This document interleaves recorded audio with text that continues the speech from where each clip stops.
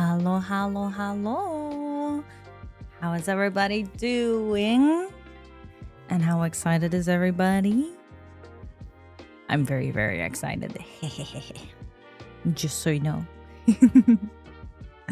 No, I'm very excited to start on the freaking finale of Act 2, SNEZHNAYA.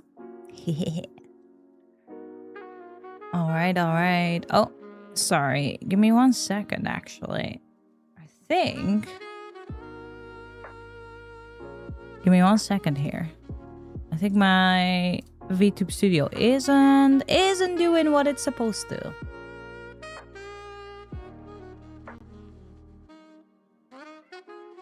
Hi, Panko. You want attention right now? Is that really necessary? Oh, okay. No, he doesn't want attention. He just wants food. He just wants some freaking food. Of course he does. There we go. I think should be working now. Let's try it. Can you see me? No, you can't see me. There I am. It took a second. Hello, everybody. That was weird. Kenny and Harshal, hello, welcome in. I didn't realize you were at Act 2 finale. Yes, I am. I think there's about like 2.5 hours left, which probably turns into like 3.5 hours. So yeah. I thought I popped into John Cena's stream. Hello, Blender, welcome in. And Astro Nova Space, hello, welcome on YouTube. Good to see you again. Oh, I am very excited. Indeed, I am. I can't wait. Brand just refused to. Obviously, he didn't want to spoil anything. But I was talking about where I was, like at what point I was in this story, and he just refused to talk to me like about it because he was like, "Oh, like I'm so scared I'm gonna like spoil accidentally, like say something that was like that hasn't happened yet." In your story, so he didn't want to talk about it with me, so I'll play it. I was screaming. I was like, "Stop talking to me! Stop talking to me!" So yeah, I'll play it, and then we can yap about it tonight. Yeah, Brand just walked in, but yes, I just kind of want to just start, and see what fucking happens. I'm really excited. I feel like there's still so much to happen. We're at the if you missed it from yesterday, we're now at the point that we're in the opera, basically solving a murder mystery, and we kind of solved it. We found out that the mercenary guy that was in our group was actually a ghost that's been stuck in the opera for years and years, like 400 years or something, because between the opera building and the ley lines, there's some kind of like barrier which does not allow the souls of the deceased in the opera house. It doesn't allow them to basically get absorbed by the ley lines. So the ley lines were mad. No, the ley lines were trying to like absorb the souls, but it was like basically they had a difficult time getting to the right souls, so they just kind of started taking random souls basically. So that's what happened, and that's where we're at now. We found out the mercenary guy was indeed actually just a ghost, and he kind of like sacrificed himself basically, so nobody else hopefully has to die. So yeah, that's where we're at now. We haven't like gone anywhere. We're still in the opera house. So yeah.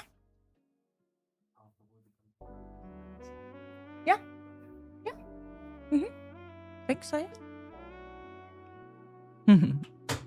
I will be muting because I want to play for myself, but also still lurk. Oh, okay, Harshal.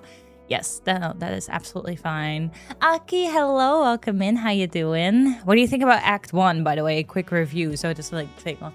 Yeah, I thought Act 1 was a very nice introductory act. It wasn't necessarily as dramatic as I thought it was gonna be, as in, I kind of thought we would get into SNEZHNAYA, Paimon would just kind of disappear, and, like, get sick and disappear. And it was gonna be like a bit of drama, like, oh no, where is she? I thought that was something like that was gonna happen, but it's a kind of it seems to be more of a slow build up actually, where Paimon is like indeed showing signs of sickness, and then we're trying to kind of like find out what's happening.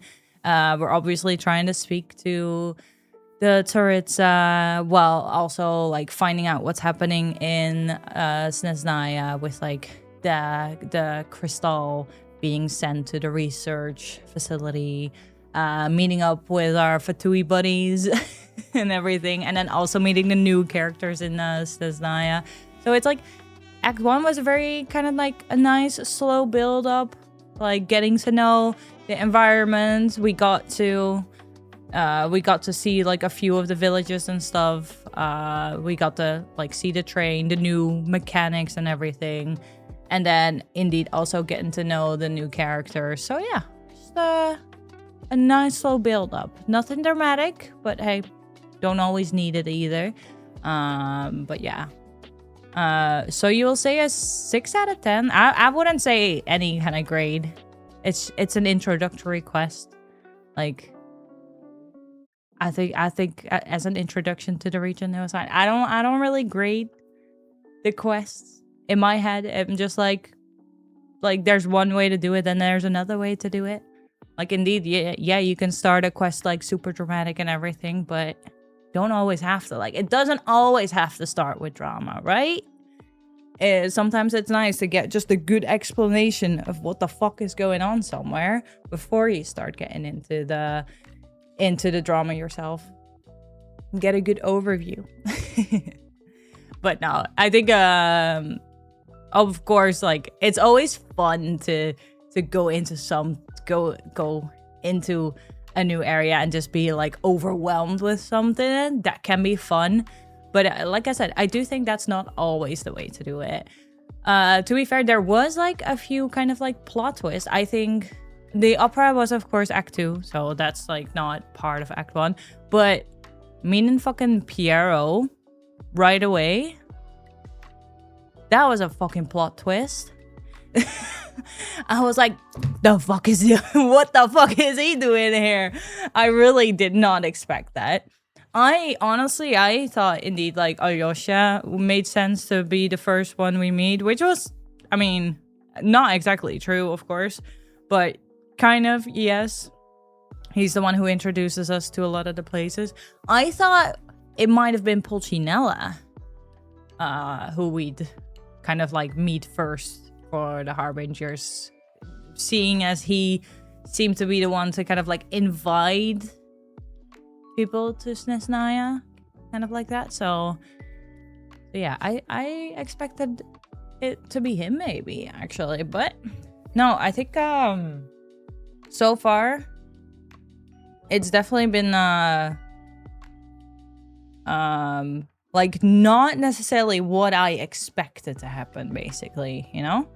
It's not the way that I thought it was gonna go from what I saw from the trailer, which I think is a good thing. Gotta have a little bit of, unpredictability, right? It's always, I feel like there's a fine line in a story between like being predictable but also seeing like a plot twist come in. There's like a fine line in between where it's like, if there's a plot twist where you're like, why did this happen? Like what is going on? If there's really no expectation of a plot twist happening, then that's also not the right way to go about it. You kind of, I feel like you have to kind of set an expectation for something to happen, like something unpredictable to happen, but then have people not expect exactly what is going to happen. You know? Does that make sense? You want people to be like, something's gonna happen here, but then not know what it is. Basically like that. Can my cat stop shoving her ass in my face? Hi, Lola. Welcome in. Honestly, as soon as I started stream, Panko started yapping too, so I feel you. I do feel you. I probably thought they'll show Taritza will ride a tank. Imagine Taritza just coming back from defeating the monster while riding a tank. That would be crazy. But yeah. If I have to give any grade, Kenny, I don't think it would be a 6 out of 10. I think a 7 out of 10. Maybe like 7.5. Because aside from, I mean, I like a bit of drama, and there was no drama in Act 1, so that's like, that's my, how do you say, preference, I guess? It was a very good introduction. I am gonna say that. So, yeah. Spark 7? Yeah, that's 7, right? Yeah. Am I wrong? Are people only play Genshin because sunk cost fallacy? Well, then you might be wrong, watching the wrong people. You might just be watching the wrong people. But hey, you're in the right place here, because I've never not enjoyed Genshin. And if I'm not enjoying it, I just play a little less. So, sunk cost fallacy, yeah. I don't know. You might be watching the wrong people then. But you're here to watch me play Genshin, I'm assuming. So, I hope that you don't see Genshin as a sunk cost fallacy. I don't know what that even means. I think they mean where it's like, people have spent so much time and maybe also money into the game that they don't want to stop playing because it's like, oh, I gotta get to the end, you know, at least. Like, that's what they mean. But, yeah. Like a commitment. Yeah, exactly. I'm sure there's some people who see that. I think it's very few people who see it like that, though. Because, I mean, at least I can only speak for myself, right? And I've never seen it as that.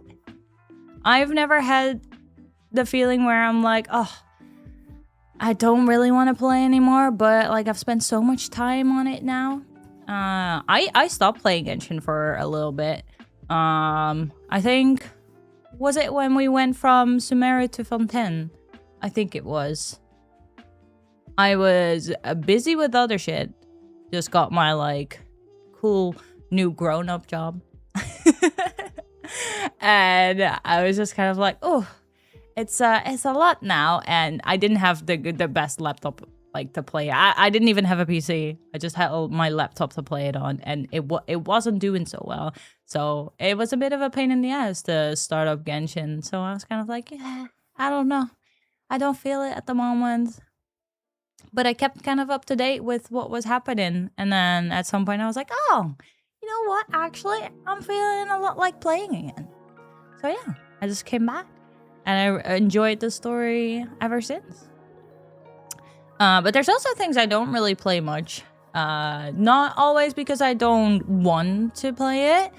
For example, obviously there's like the, you know, the end game content, like the fighting content. I just always kind of skip because I'm not a big fan of well, basically any fighting. I wouldn't even say the fighting in Genshin, but any fighting. I'm just not the biggest fan of like fighting events and stuff like that. So I always just kind of skip that because I don't really want to spend my time on it. And then I haven't played a lot of the character stories. And those are the kind of things where I'm like, I would like to play it, but I, at the moment, just don't really have time to invest into that, even though I would like to play them. So yeah, there's like a few things that I just don't do because I don't wanna, and there's a few things I don't do because I would like to, but I can't. But overall, I still really enjoy Genshin. I just wish they added a skip button and polished the combat a little bit more with switching characters. Also, let me hit flying enemies with you. Hey, but those are reasonable. Those are reasonable asks. The skip button has always been a bit of a controversial thing with Genshin, right? Where some people say they should add it, some people say they really shouldn't add it. In the end, it's kind of like, I mean, if people want to use it, like, they can use it, right? Like, if they... I don't think I would ever skip, like, story, especially important story. There might be, like, some, like, event dialogue or something. There might be stuff like that that I would skip. But, I'm quite a fast reader, so I like to just click through it. And read and click. But, of course, I can't do that on stream. Not always, anyways. I wouldn't skip much, but an option is good nonetheless if you replay stuff. Oh, yes, absolutely. Yeah, I haven't even considered that. I used to have a second. Well, I mean, I still technically have a second account, but I haven't played on it for years. But I used to indeed have a second account where I would play through a lot of the stuff and just kind of build different characters than on my main account. And I would have very much appreciated a skip button for that one. Yes. But yeah, I hope that answers your question, Spark7. I hope it does. And if it doesn't, well, I guess too bad. Let me see. Astro S3 on YouTube. We need a skip button for side quest. I can imagine, yeah. Not everybody is like interested in the like extensive world lore of Genshin. I think it's very interesting, but of course, some people are interested and still think it's a lot of yap, which I might be leaning towards a little bit sometimes, especially because they're not voiced, right? That's always the, I think a lot of people struggle with that, where the world quests aren't always voiced. So yeah, no, I understand that some people might want to skip it for whatever reason. All right. I think we're gonna start up some Genshin and finish this Archon quest, shall we? I mean, it's obviously not finished. We've just started this SNEZHNAYA Archon quest, but you know what I mean. Finish Act 2. Get into the finale. Oh, yeah. All right.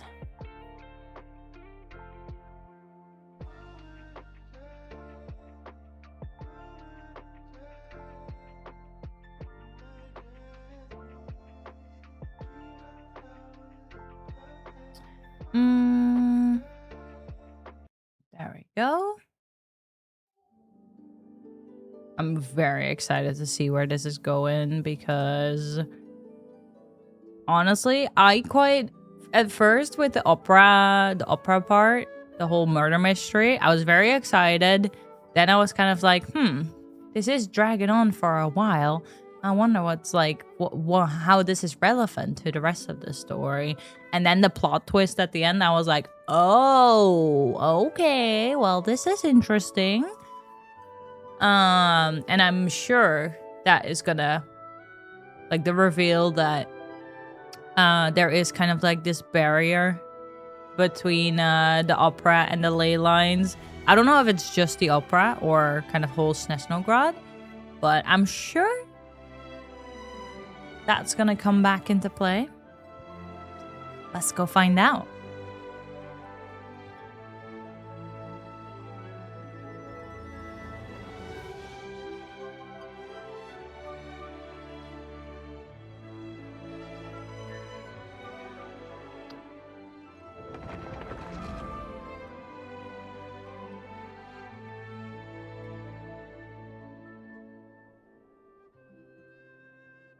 There we go. There we go. Sorry, I had to switch up my OBS a little bit. It was annoying me. But all good now?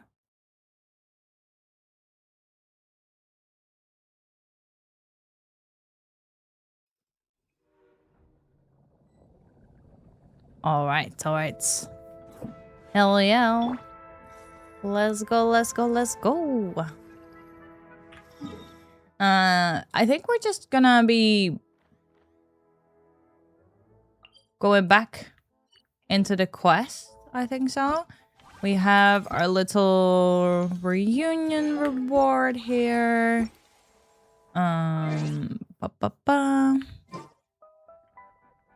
too much else we got going on, I think.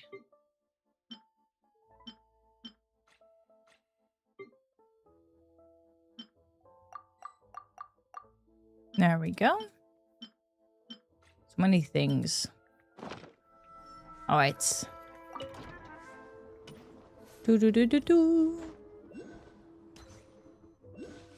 Where are we even? What is this train station?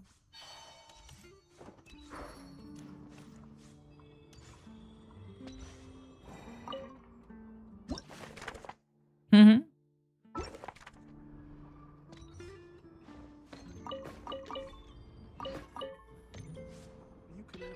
All right. Oh. Excuse me. There's the teleport as well. There we go.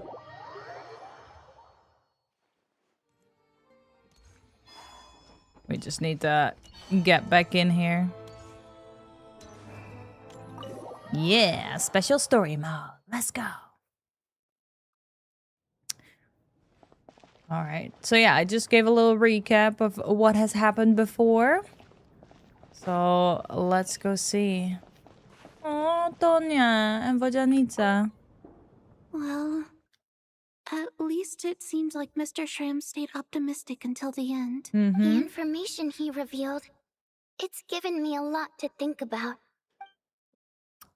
Yeah, Mr. Shram, the mercenary guy, was indeed also in love with a water imp from like 400 years back.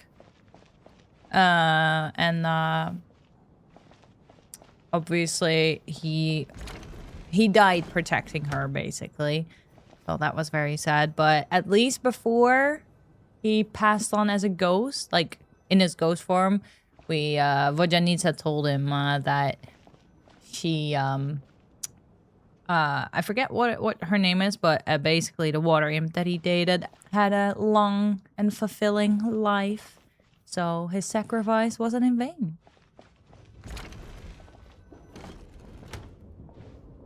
All right. Let's see. Looks like now we can just rest until the snowstorm stops. But what about Paimon? I still can't believe Shram turned out to be a ghost who'd been in the theater for hundreds of years. To think he was dead this whole time. What a strange turn of events. Traveler's giving us a little recap. Knock, knock. Odette. Knock, knock. You know the door isn't closed, right? You don't have to knock. Think of it as a signal then. When I'm entering someone else's room and I knock, I'm here as Odette. If I don't knock, it's Lelik. Damn. Sure, whatever makes you happy. Please come in, Miss Odette. Thanks.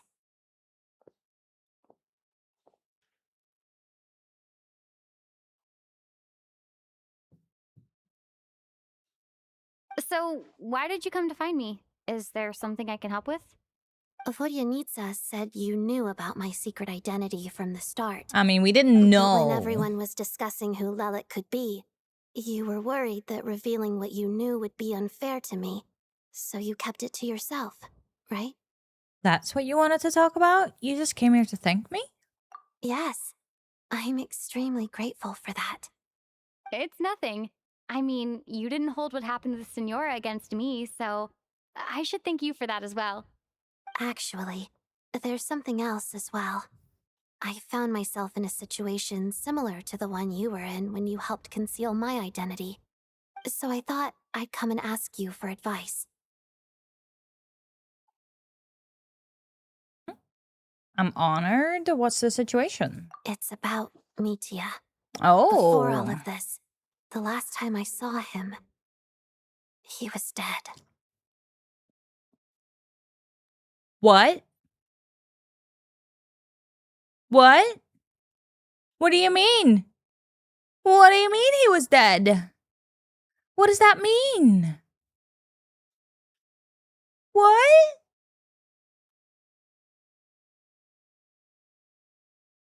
As I'm sure you know, my goal as Lelek was to stop Project SNEZHNAYA. Well, when I found out the tech lead for the experiment behind Project SNEZHNAYA was Mitya, I immediately started planning to track him down and threaten him to back out. I often saw him around the theater, What? but I soon concluded that making my move there would risk exposing my identity. Mm-hmm. So I decided to infiltrate the Armory Palace and go directly to his lab. That way, the threat would be much more effective. That must be basically the most classified place in SNEZHNAYA. If you manage to infiltrate it, you really do have what it takes to be a harbinger. Well, I suppose there was a bit of luck involved. But I am a vtuber, so I already had some familiarity with the building's layout. But when I finally made it to his lab, Mitya seemed to be dead. What? How did you know? Are you sure he wasn't just dozing off? I checked his breathing and his pulse. He had no vital signs whatsoever. I'm certain of that. What the I hell? thought maybe another anti-Project SNEZHNAYA activist had beaten me to it, and chosen a much more brutal method. So I made myself scarce. So who is this Misha that we're talking to now? That's why you were so on guard around Mitya that first night here. Oh, yeah, I can imagine. Jesus. Yes. When I saw him sitting in the audience during the performance, I could barely contain the shock. To me, it was a miracle. Somehow, he'd come back from the dead. But then, the murders started happening and things got so complicated that it wasn't really at the front of my mind. Fair enough. That is, until Mitya himself said there must be a dead person among us. Then I couldn't ignore it any longer. And yet, you thought that bringing it up right away would single Mitya out. Just like when everyone was suspecting Lelek. Mm-hmm. Exactly. I thought there could be something I was missing. Besides, we soon figured out that Mr. Schramm was a ghost. And we knew there was only one extra person. So we Yeah. thought he had to be the one. So he can't be dead. But now it seems like there's another candidate. I understand why you kept it to yourself. There was so much information being thrown around during that discussion. Bringing up Mitya would have just introduced more confusion. Yup. So, what do you think we should do? I don't know, Let girl. me confirm one thing first. When was it that you found Mitya dead? Good point. Around a week ago. Sometime in the afternoon. Wait. A week ago? Yeah. That's earlier than I thought. I saw him just a few days ago at a restaurant. Indeed. That definitely would have been after you found him dead. He seemed Huh? completely normal to me. Chatting with Vojanitsa, trying to avoid Valeri. So he was definitely alive on that day. On that Huh. day? Well, all I can say is I know what I saw. No, I believe Here's a you. thought. But The reason we even suspected a dead person could be among us was because of the problem with the theater's ley lines. But Mitya's death happened inside the Armory Palace. The ley line issue affecting the theater shouldn't reach that far. okay. You're right. I guess he doesn't fit the profile of the person we were searching for. I think the chances of it being him are very low. Surely he can't have died for real in the Armory Palace.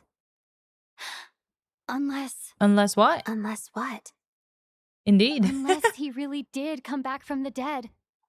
Hmm, Hmm. you're right. Do you think we need to disclose this to the others? I mean, so it's now kind of like, well, confirmed or reaffirmed basically that whatever barrier is between the ley lines and the opera is indeed just like we're suspecting it just to be in the opera. But I mean, how do we know it doesn't reach farther? I guess because we've been in the opera all this time while we found that out. But so seeing them reaffirm it, I'm expecting it not to reach any further. So, well, that's off the table. And they indeed also, if she saw him dead a week ago, and we saw him a few days ago, and now here as well,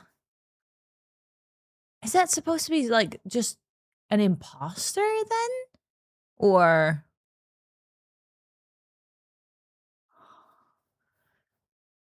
I can't imagine anything else. Or he came back from the dead indeed. I was thinking, because everybody who was with us in that endless stairwell. So during the opera scene yesterday during stream, we went to sleep 2 times, and 2 times we woke up in this stairwell kind of dream, an endless stairwell, and we had to run up it. And the first time we woke up, we were with Mitya and 2 of the merchants that were in the audience. And the merchants gave up running up the stairwell, and then when we woke up, they were dead, basically. And then the second time we went to sleep, Mitya wasn't there anymore, but we had 2 others. Oh yeah, the theater workers, the opera workers, they were there with us. So we were the 3 of us, and we were running up the stairwell, and they gave up. So they also, when we woke up the next day, they died. But we kept running during that second dream. We kept running up the stairwell. We got to this star. I forget exactly what it was called, but basically this star, which was supposed to be like the key. Oh, I think the star key. I think it was mentioned. But then we found out that it was Odette holding the flame of Rosaline in ice, like the ice encased flame of Rosaline.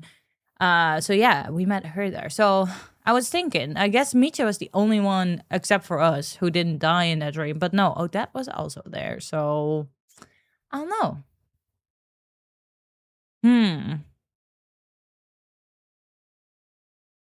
Huh, what's this? Oh. A private meet and greet? Whoopsie. Hi. We were definitely not Where do talking I about line you. That's not what's going on here. Well, I was just making the rounds. Thought I'd try to lighten the mood a bit. Vodyanitsa's handing out food if you're hungry. He's so cute though.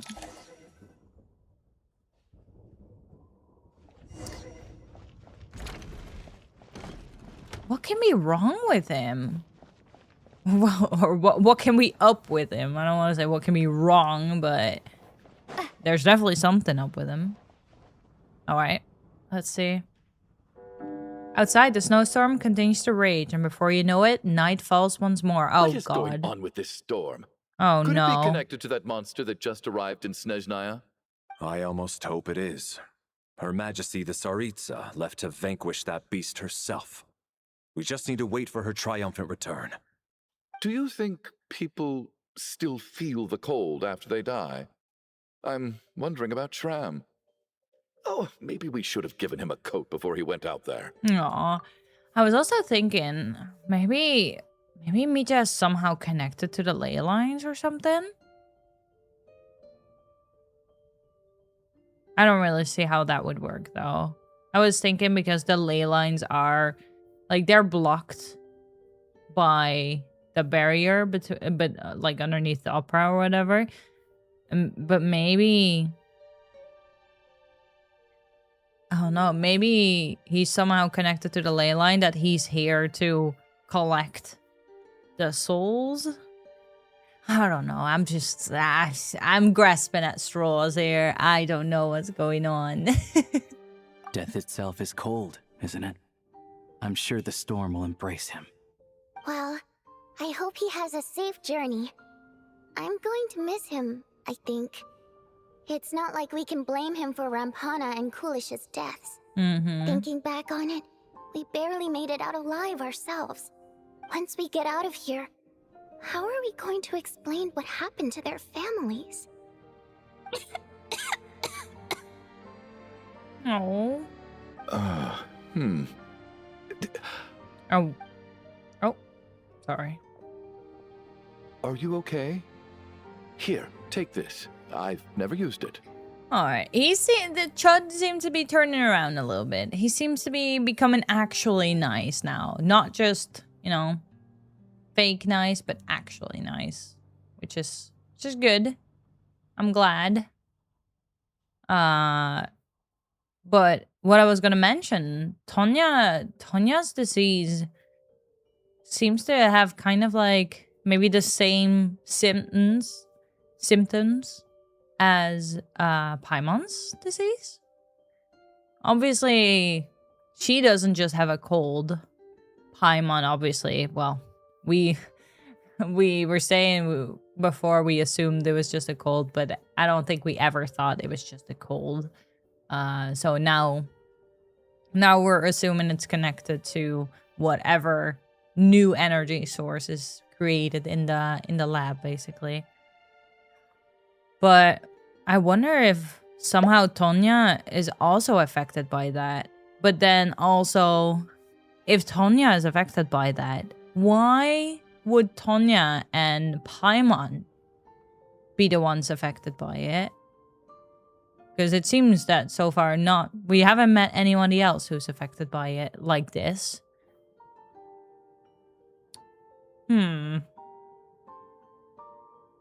But we also don't know exactly. For Tonya, we only have heard her cough. We don't really know her other symptoms. But it's kind of a thing where it's like her and Paimon having that kind of cough, it seems to be hinting that it might be the same kind of thing, right? Obviously, we don't know if it's the same kind of thing, but it seems to be hinting that it might be the same kind of thing. Maybe. Anyways, let's continue. Could be two different things, but same symptoms. True. No, very true. I mean, a cough really doesn't have to point to any one disease. Like, there's plenty of diseases that have a cough as a symptom, right? But kind of in the sense of thinking about the way of storytelling, the way of like implementing hints towards the plot in storytelling, having two characters have these kind of like coughs. Like Paimon, I was also coughing when she was like talking too much and stuff like that. Same for Tonya. It seems that the storytelling would like us to think those are connected. You know? Obviously, in real life, I would never think that, but in this case, yes, I would. Tonya is Paimon. Thanks. Look who's Mr. Nice Guy all of a sudden. Is it because Tonya stood up for you this morning? At least you know how to return a favor. Yeah, without Tonya, who knows how badly he would have been hurt. I told you already, I never intended to resort to violence. Duh, bunch of rascals. Rascals. Little girl? I was rather surprised when you spoke up for me this morning. I didn't think I had many admirers here, so, thank you. I wouldn't say she's an admirer, because she called you, what was it? Like, a buffoon? Pig-headed buffoon or something? I wouldn't necessarily categorize that as admirer. Okay. I really thought he might have been a little bit better, but I mean, he feels bad for Shram, and he seems to feel a little bit bad for Tonya. I'll give him the benefit of the doubt, even though he's kind of, well, he's a chud, basically, but I'll get, sure. Oh, no need to thank me.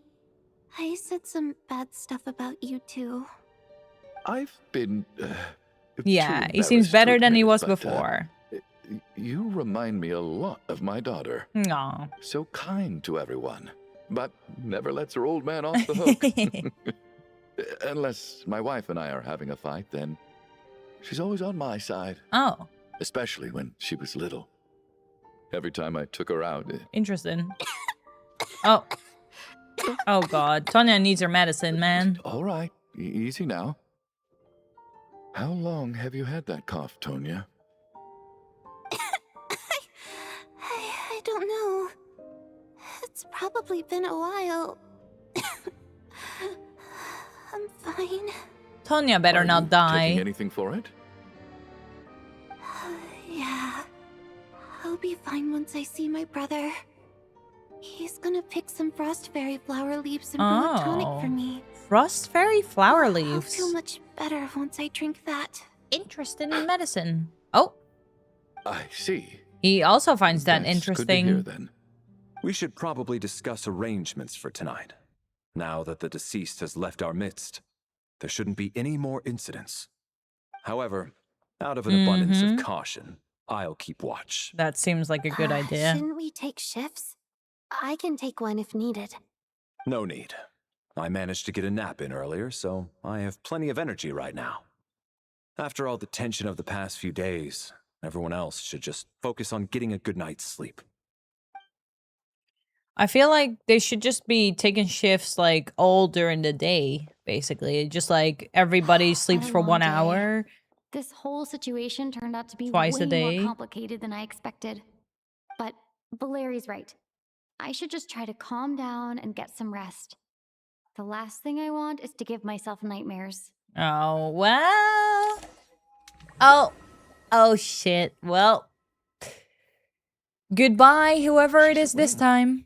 She's Oh, no. Get over here, you big lug, and take a look. Oh, no. If you must call me something, call me Mr. Valeri? Door. The Black Mist is coming. You need to go. Where are we? Black Mist? Haven't I heard that before?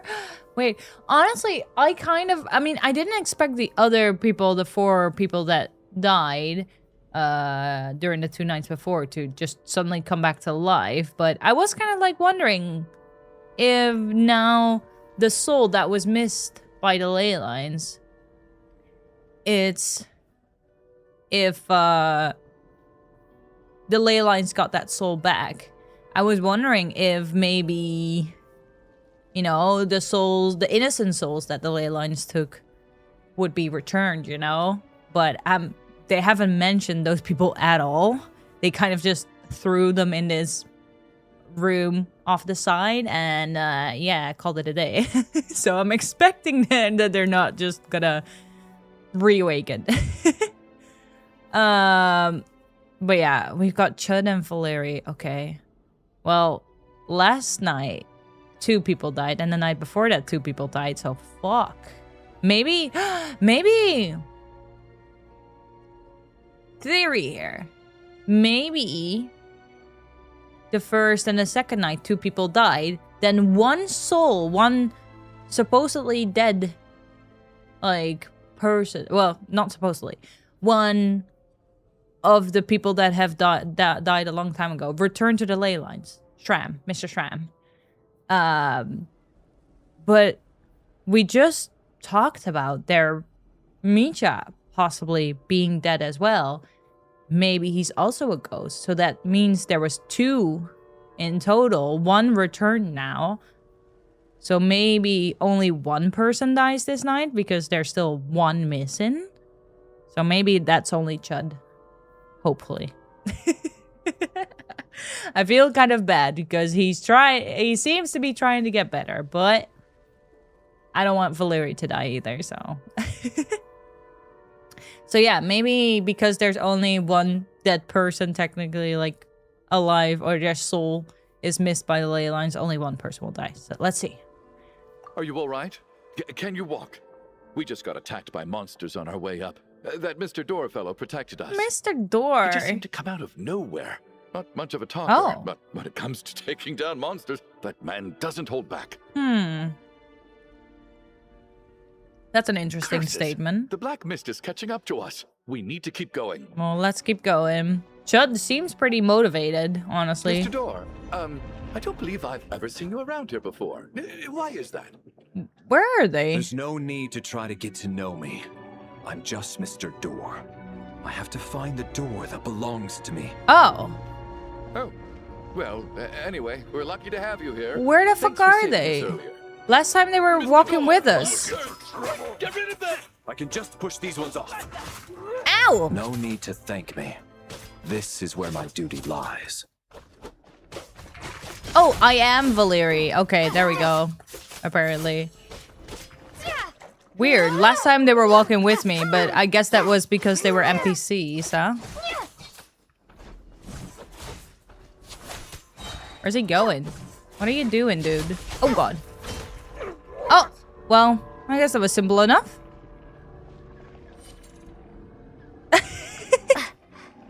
Oh. There we go.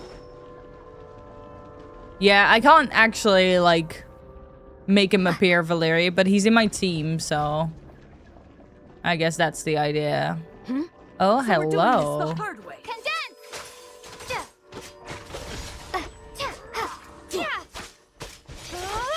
God damn it. God damn it. Ah! There he is. God damn.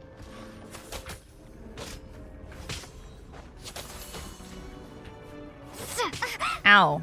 I wanna throw him over. There we go. That's what I wanted to do. Remarkable work, Mr. Door. If I had your muscles, I'd do the same.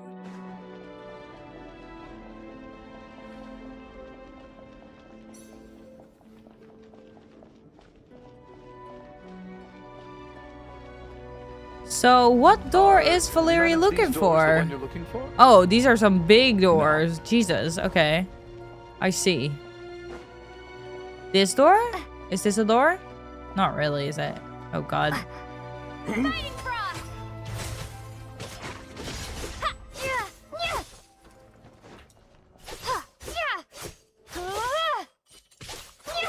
There we go. Come closer.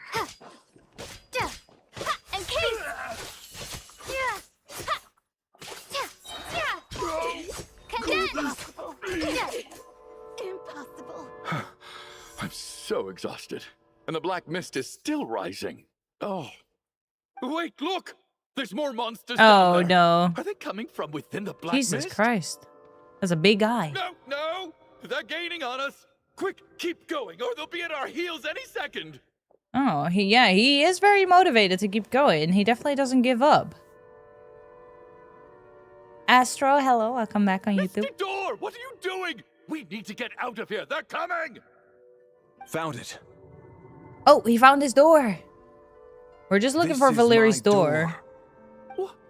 What? You mean you're going to stay here? I am a door. This is where my duty lies.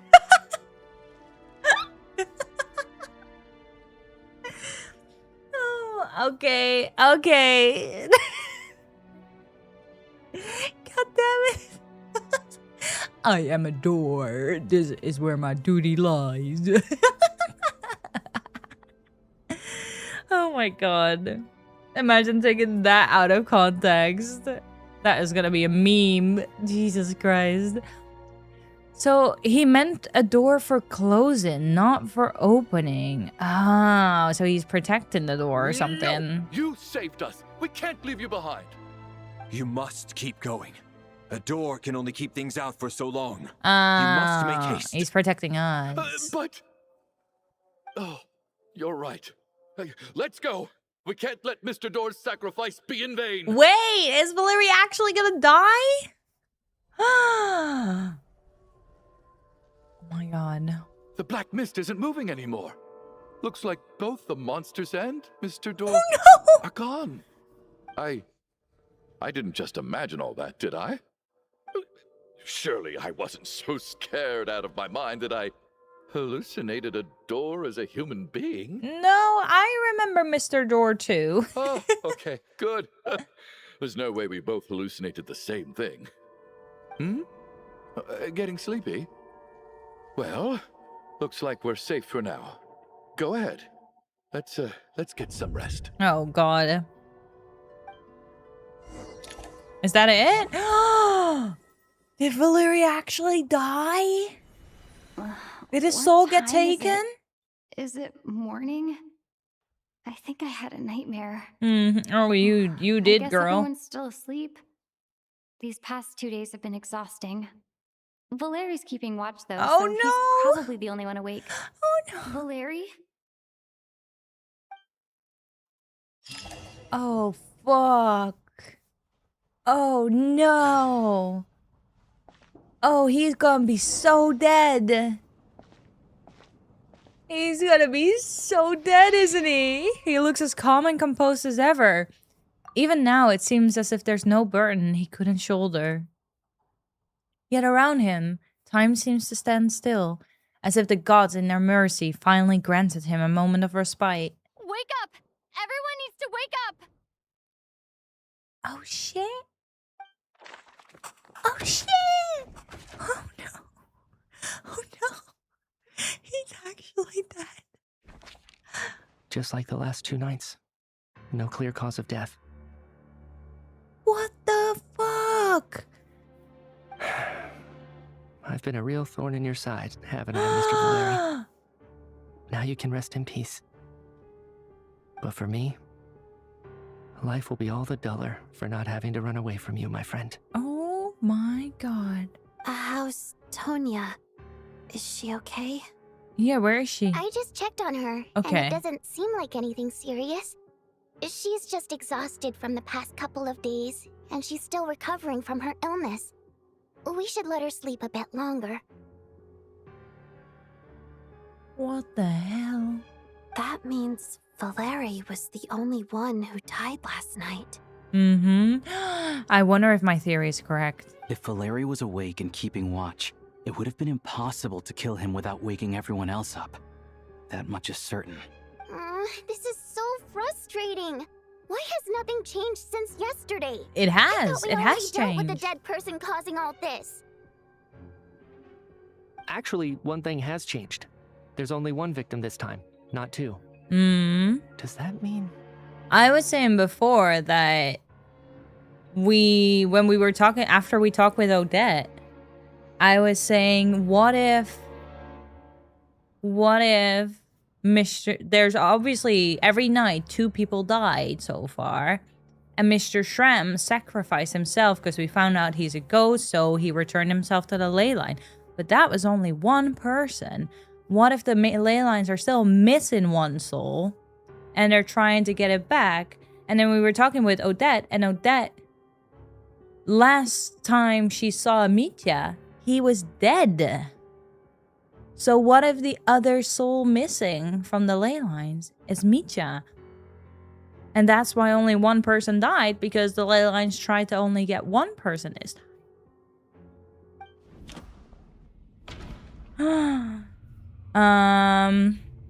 There was only one victim last night instead of 2. Perhaps that was because Valeri died twice in a single night. I don't think so.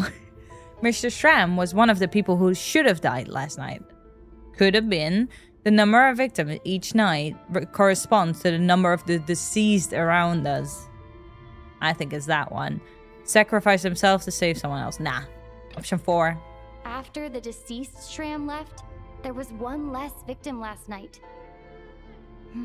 That more or less tracks. It's a reasonable conclusion, considering the only variable that changed. Yup. Oh, the number of people who die each night is equivalent to the number of dead among us. That's your theory, right? Oh my god. I'm as smart as Mitya. Exactly. We identified Mr. Shram, and the night after he left, the death toll dropped from 2 to 1. By that logic, there must be one more dead person left among us. Another one? But there was only one person unaccounted for in the ticket checks, right? The head count should match up now. Having an extra person was definitely a cause for alarm, but being one person short isn't nearly as unusual. Someone could have left in the middle of the show, or made it out before the storm hit. True. One more dead person among us. If Mitya's theory is right, then what Odette told me seems a lot more relevant. Exactly. It's just, at the time, we had no reason to think there was more than one dead person. But now we do. If only we'd taken it more seriously as a possibility, maybe this could have been avoided. I'm sorry. This is my fault. I had information that could have been helpful, but I held back. I should have brought it up right away. Oh, here we go. I'm partly to blame as well. I was too quick to dismiss Odette's concerns. What is this about? What have you two been getting up to behind my back? She feels left out. Sounds like there's some big news you've been keeping from the rest of us.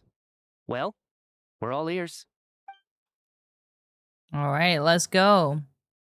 Odette tells the group about finding Mitya dead. I'm the dead person? Wow. That's certainly news to me. Odette and I talked about it yesterday, but we thought it just wasn't possible, so we left it at that. Yeah, I don't blame you. If I'd been there, I probably would have reached the same conclusion. It just sounds too unbelievable. Let me just try and verify this. I just scoured my memories trying to think back to the afternoon Miss Odette mentioned. It is weird because he seems to have died in the Armory Palace. But I honestly have no recollection of dying. That's where I'm different than Mr. Schramm. Oh. Having seen Mr. Mitya a few days ago myself, I also find it hard to believe he could be the other dead person among us. Well, if it isn't Mitya, then who? Do we vote on it? Jesus. If you don't mind me asking, Traveler, I believe you mentioned that you know Tonya's brother. Had you ever met her before all this? Oh, this is what I said. This is what I said. Nobody fucking knows what Tonya looks like. So how do we know this is actually Tonya? No, never. Wait, are you saying... Now, just 1 minute. I know where this is going. You can't just randomly point a finger at anyone you want. You're in the hot seat, and all of a sudden you want to divert our suspicions onto somebody else? I mean, that is a little suspicious. Not gonna lie. Trying to pick a fight, Mr. Chuganov? Whenever you open your mouth, all you do is attack people, and I've had enough of it. If you don't want to engage in a civil discussion, you can shut up. You little brat! Did Mitya ask about Tonya because he suspects her? I suppose I only identified her by age and nothing else. Could that mean... Exactly! I'm just saying, you're going around casting suspicion on people for no reason. How could Tonya be dead? I can vouch for her if nothing else. I've seen her before. She's the sister of that Harbinger, isn't she? The one called Child. I mean, okay, fair enough. He's technically seen her before, but if he already doesn't know Child's name, I can't really... I wouldn't really trust his memory of what Tonya looks like. Oh, really? You're telling the truth? Since being here, I don't think I ever mentioned she was Child's sister specifically. Does Chuganov actually know her? Okay. If Chuganov can vouch Fair. for her, then it can't be Tonya either. In which case, it seems unlikely that there's another dead person among us at all. Miss Odette, could you go over that afternoon with me one more time, when you found me dead? No problem. Let's see.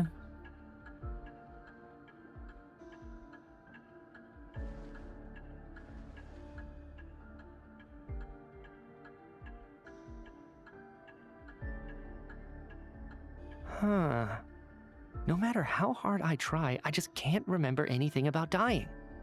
But I do remember something else. What is it? Miss Vojanitsa, during our last meal together, I told you how some of the researchers were suffering from temporary memory loss. Yes. Do you remember that? I do. Oh, yeah. You said it was hindering the progress of your experiments. You thought they were just under too much stress or something. Right. And even though I don't remember dying that day, I'm pretty sure I experienced something like amnesia. Some of my memories from that afternoon are missing. Are you suggesting you're missing the memory of your... Death? Of course. How am I only just realizing this? Humans aren't necessarily aware of their own death. You mean being silently assassinated Mm-hmm. or dying in your sleep? Situations like that? Fair enough. That makes sense. That makes sense then. If Mr. Shram, of course, I mean, he got into a whole fucking, basically a fight with, what do you call it, a mob. So, makes sense that he realizes that he probably died there. But for others, they don't have to remember it. The researcher's amnesia. Suddenly it all makes sense. I must thank you, Odette. I think your perspective just helped me reach a breakthrough on a series of issues that have been troubling me for quite some time. Oh. But you're also dead. Maybe. All right. It's decided then. I'll be the one to leave today. Oh, shit. Oh, leave? Hey, wait a minute. Aren't you rushing into this? What if you're wrong? You'll pay with your life. Come on, kid. Aren't you gonna fight for your life? This seems like a rash decision. I have other reasons beyond what's been discussed. In fact, thinking back, I remember during Miss Odette's performance, while I was sitting in the audience stalls, a brilliant new idea for my research popped into my mind. But then, my train of thought suddenly cut off. That's I can't remember weird. it now at all, and I didn't take any notes. I guess that must be another instance of temporary amnesia. Huh. I wonder. That happened when he had a brilliant idea?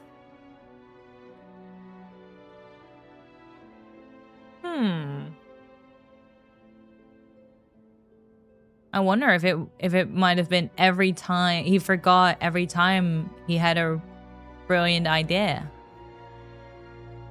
And it's not just temporary amnesia, it's not random, and it's like intentional. Like maybe someone is making him forget every time he has like a breakthrough.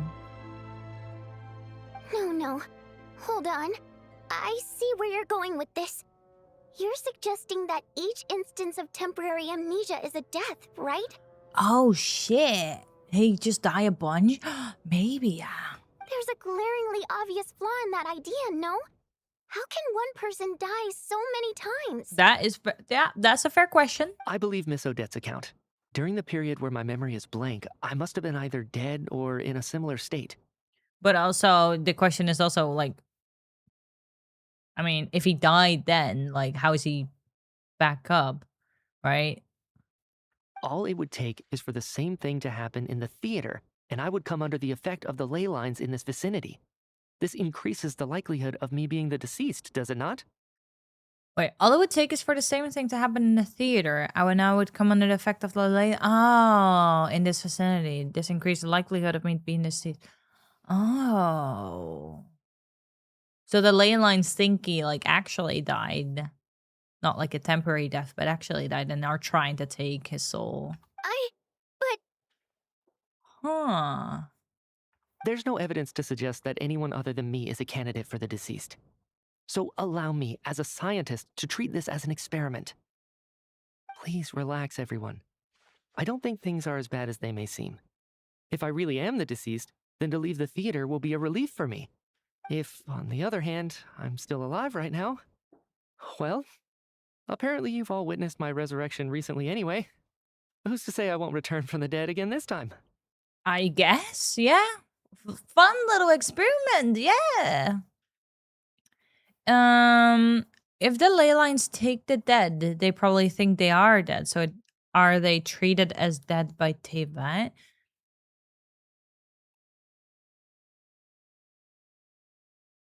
What? If the ley lines take the dead, they probably think they are dead. So are they treated as dead by Tevat?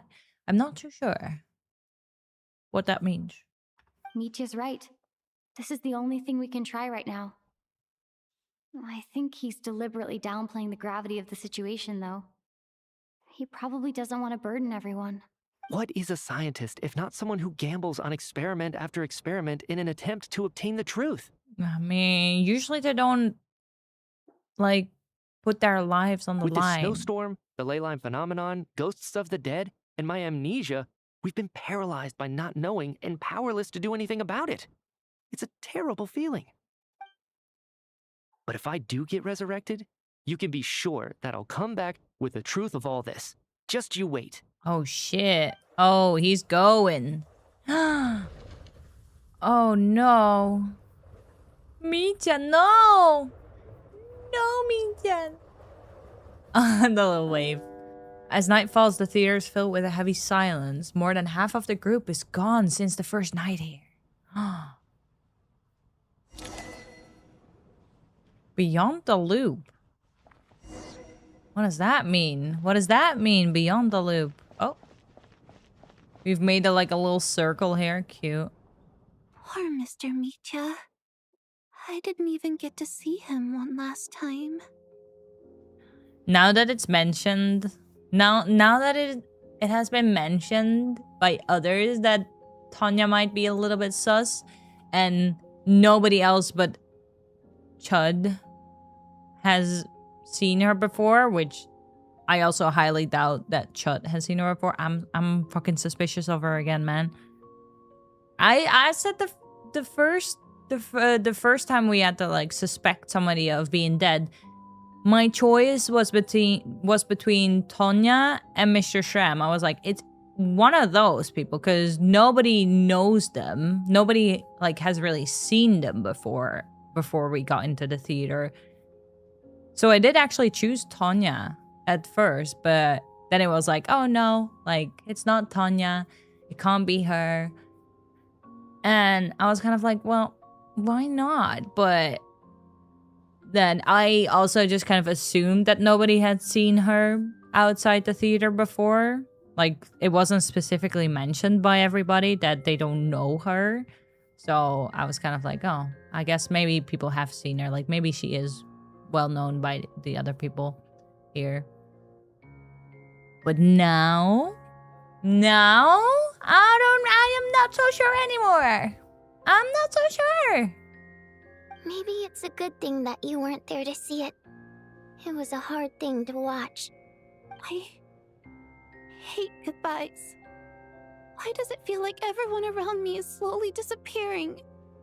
Not just in here, I mean. In the outside world, too. Maybe it's the realization that, at the end of life, everyone has to face it alone.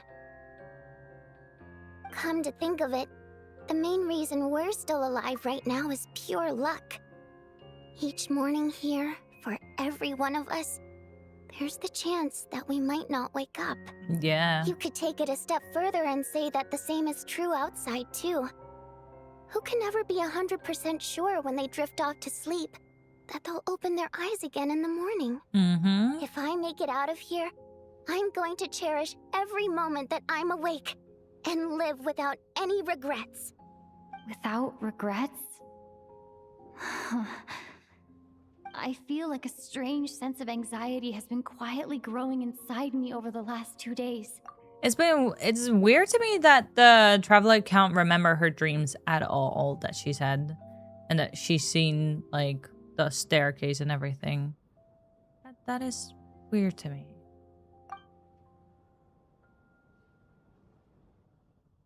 Are you okay? You look really glum. Are you okay? If something's bugging you, let's talk about it. Is something up with you? There's only a few of us left here now.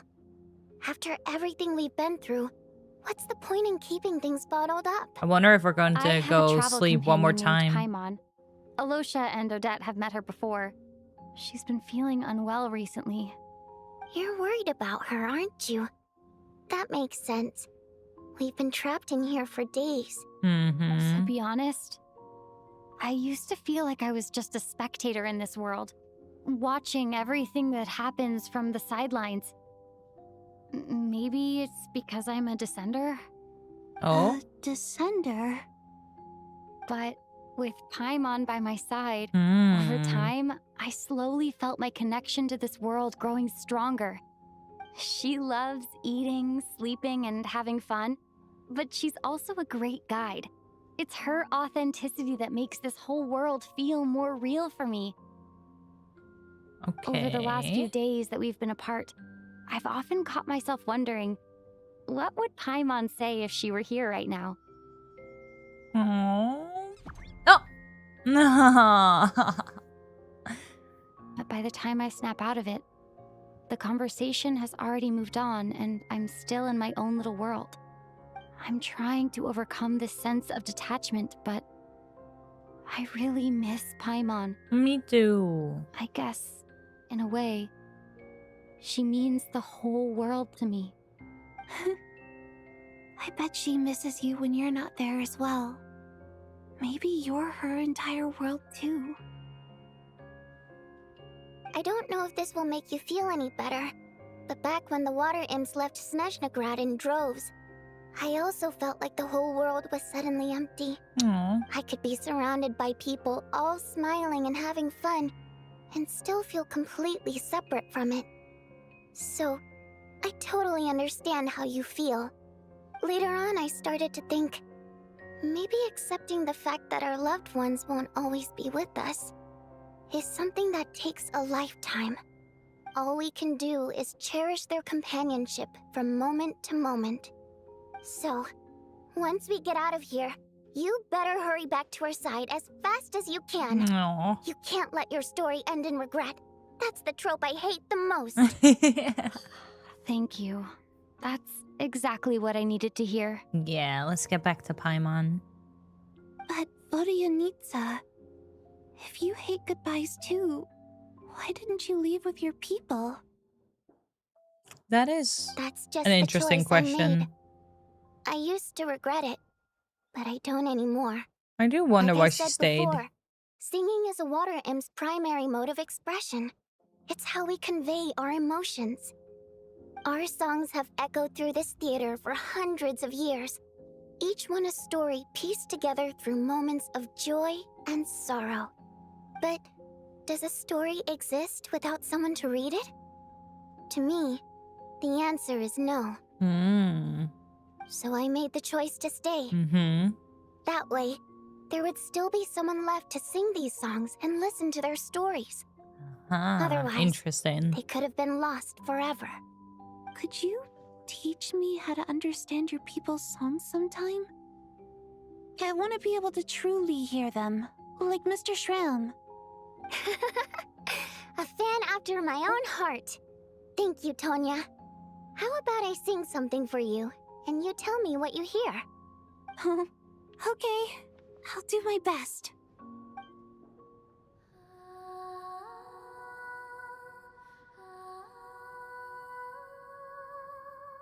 Oh.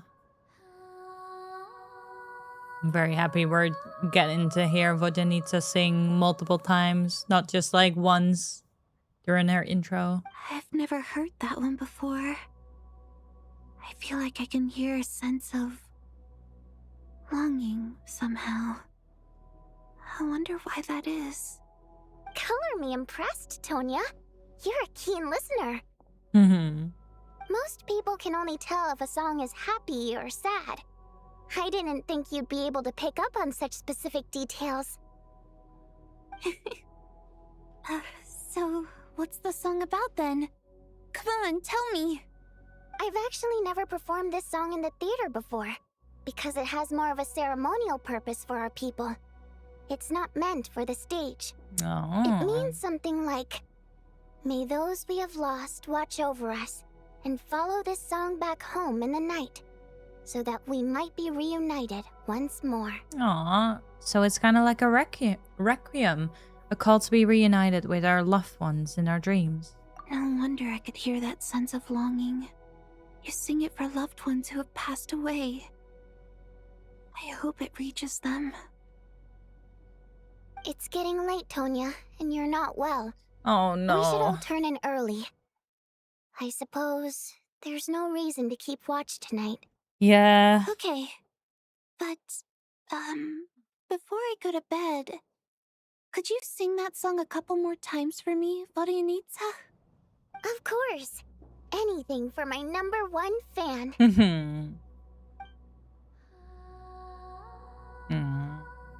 I feel like nobody would want to go to sleep tonight. But also, Valeri was keeping watch and he didn't die in his sleep.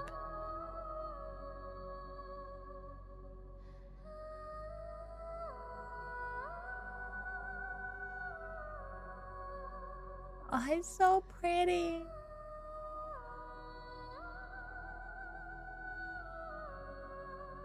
Once I get out of here, I definitely don't plan on ever coming back. But I guess that means I'll never get to hear Vodianitha sing again. That's a sad thought. Before I fall asleep, I should cherish this moment of companionship while it lasts. I probably really shouldn't go to sleep. I feel like for me that's a very bad idea. Oh no. Maybe we're the reason people are dying, man. Our dreams are the reason. Where am I? Well, that is not the stairwell. So dark in here, and I feel kind of dizzy. Am I alone? That was Tonya! That was Tonya! What was that noise?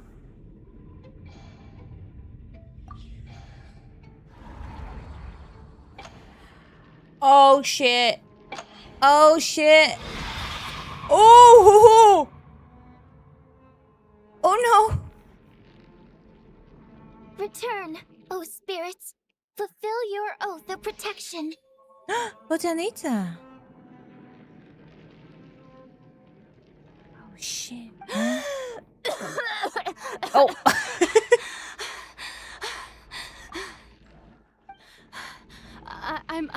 I'm alive?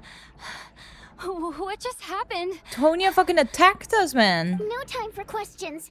Quick, over here. Turn on the switch. We need to bring back the light. Okay. All right, we're safe. The spirit just now is called Night Prayer. The light subdues her, but she'll attack without a second thought in the dark. Oh shit. Is she a ghost? Sort of. I know it's hard, but you Tonya can't is let really place the go dark, ghost? or she'll kill you again. Did I really just die? She really just killed me? Is that how people have been killed? Like, temporarily? Yep. Luckily, I was here to resurrect you. Otherwise, that'd have been a real bummer. You could do that. A bit more than a bummer, I'd say. Wait, so you have the ability to resurrect people? Sure I do. I'm your guardian spirit after all. I specialize in soul recall. Oh, it's nice to meet you, by the way. Nice to meet you. Thanks. It's nice to meet you too. I'm so confused. All right, there's no time to waste. The black mist is already catching up. We need to avoid it at night prayer at all costs. Come on, let's go. Okay, so I guess we're going from light to light. Before the place gets too dark. If we bring the light back, night prayer won't be able to get to us. Ah! Sweet. Oh, I'm so scared. Now that's a sight for... Oh shit, oh shit. It's night prayer. We need to move quick, but don't let her notice you. Well, how do we do that? How do we do that? I'm scared. Look out!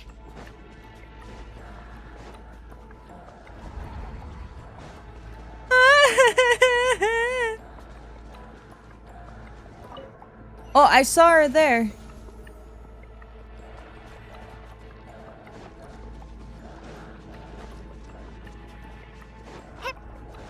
The next switch is over there. Oh, I don't want to look behind me. Let me get my stamina back. Oh my god.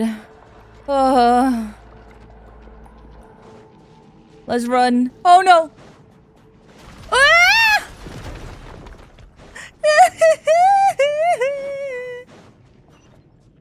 I'm so scared.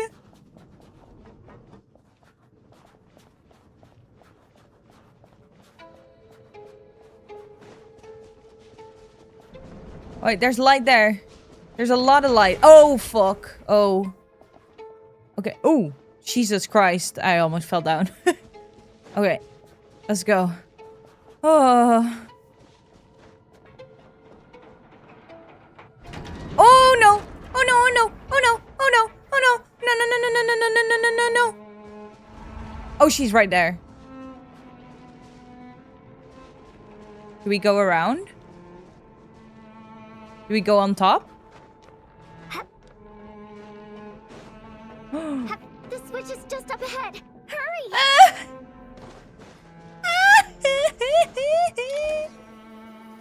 It's too dark. We're not gonna make it. It's right there! It's right there! Oh god. Oh no. No! She killed me again. I won't let you die like this. Not on my watch. Tonya, what are you doing? Jesus Christ. Even though it's not permanent, dying is definitely not a pleasant experience. It really isn't. Great. You're back. Yeah, thanks to you. Time for you to get out of here. Quick, before the light runs out. What about you? You're not coming with me? I can't. I've already been used up. No! No, no, no, no. No, no, no.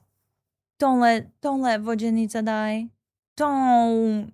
No, I don't care about Valeri that much, but not Vojanitsa. No. You stop. What does that mean? A guardian spirit's skills are finite. I can only resurrect someone so many times. I might not look any different, but my essence has been exhausted. Now, I will slowly start to fade away. I can go no further.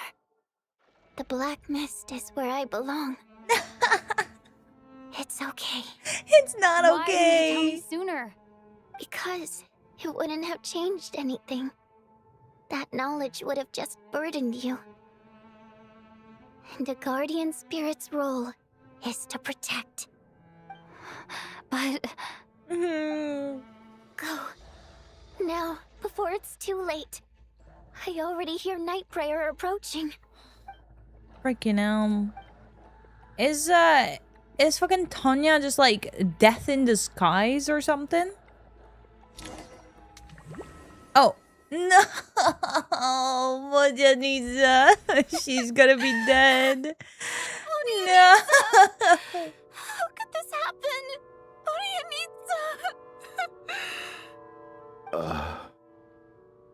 Well, No. I guess there's no need to inspect the body. You're beginning to grow numb to the tragic deaths that await each morning. Absolutely not. This is the most tragic of them all. What the hell? Before long, the lament of countless water imps seems to resound around the theater, full of deep affection and sorrow for Janitza.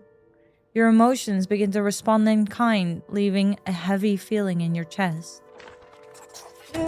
No! Why must it be for Janitza? Why not Chud? This wasn't supposed to happen. You lied to us, didn't you, Chuganov? You've been lying from the start. What? I... What? Oh, we're going straight to the accusing? Take a long, hard look at yourself before you go around accusing other people. Oh? I suspected you on day one, Lilac, and now look where we are.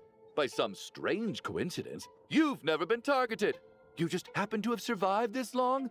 No, you should be the prime suspect. Honestly, can I voice my opinion here as well? I think it's a bit sus that Alyosha hasn't been targeted and he's been really quiet, you know? No, I don't really suspect him. I don't think so. And you, little hunter. Oh. Ever so content with staying on the sidelines. Yet, you were the one who stopped us from leaving from the start. Why are you trying to keep us here? Now you're just lashing out indiscriminately. That's either a sign of anxiety or a guilty conscience. Where was all this passion and bravado before? Decided to fight until the bitter end. Is that it? Is that a threat? Fine, bring it on. You think I'm afraid to die after all this? You want to kill me? Go ahead. I'd like to see you try. After all the trauma of the past few days, everyone's been pushed to the breaking point. Valeri and Mitya aren't here anymore. Someone else needs to step up and take charge. But first, I need to think this through. Considering everyone left, who's the most likely candidate for the deceased? Fucking Tonya! fucking Tonya! Tonya! It's Tonya! It's Of those who Tonya! remain, the only person we've never met before is That's Tonya. what I said! There is room to doubt her true identity. That's what I said! She People was are the first easily one I misled by first suspected. impressions. Now that I think about it, Child's sister was in fact a label I imposed on her due to my own assumptions. Yes! But Mr. Chuganov vouched for Tonya's Well, he's a identity big yesterday, fat liar. with basically no other possibilities left. Could it be?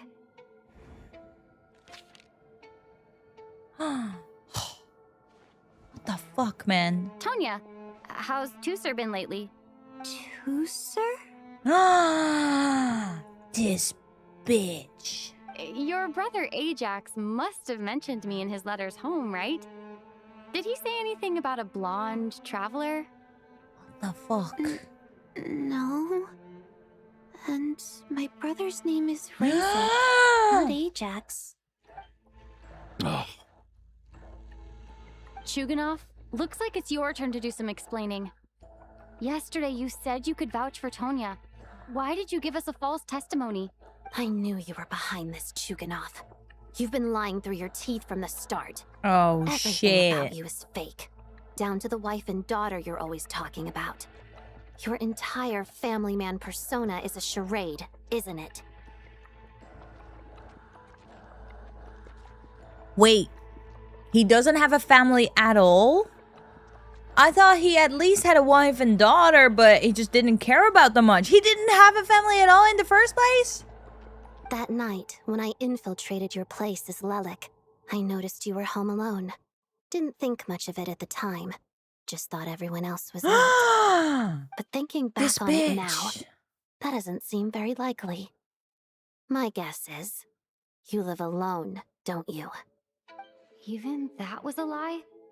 But why would he lie about having a family?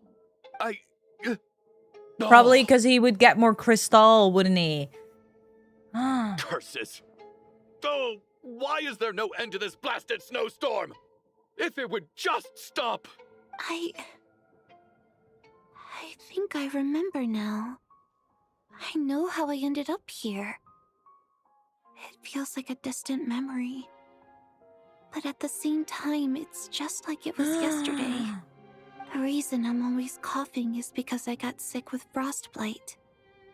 The locals usually call it the snow cough. Frostbite. It's not a very common illness. It's partly genetic and partly caused by the cold climate, but it can be fatal. They sent me to the hospital as soon as they found out I had it. And I spent so long lying there in that hospital bed. But you died here in the opera. After a while, I felt myself growing weaker and weaker. Nothing seemed to be working anymore. Neither the treatment that the doctors were giving me, nor the medicine my brother was brewing from frost fairy flower leaves. So one day, I told my brother that I wanted him to take me outside for once, so things could be like they used to, just for one day. I wanted to meet loads of friends, experience new things. Oh. He agreed. He snuck me out of the hospital, and we escaped. We got to the theater, bought tickets, and went inside. Oh, it was all so exciting. I remember the show very clearly. It was amazing. But I found myself getting sleepier and sleepier. Oh, Tonya. When Oh, I shut woke up. I couldn't find my brother anywhere, so I guessed he'd already left. Oh, no. But there's no way he'd leave me behind. So I decided to stay here and wait for him. At the time, I figured he'd probably gone to brew some more medicine for me. I was planning to chew him out for abandoning me when he got back. Tonya, it sounds like by then you'd already... Mm-hmm. Yeah, I know. I understand now. Dead, aren't I? This cough and the feeling weak, it's probably just my body's memory.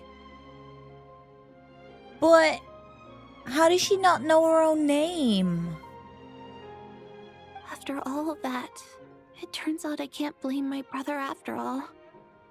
I was the one who abandoned him. Oh. I'm sorry, everyone. I realized this much too late. It seems like death skewed my perception. And now I've dragged you all into this mess. So Mitya died for fucking nothing? Because he hasn't come back. So I'm assuming he's pretty freaking dead. Your name probably isn't even Tonya, is it? Didn't that ever strike you as odd over the last few days?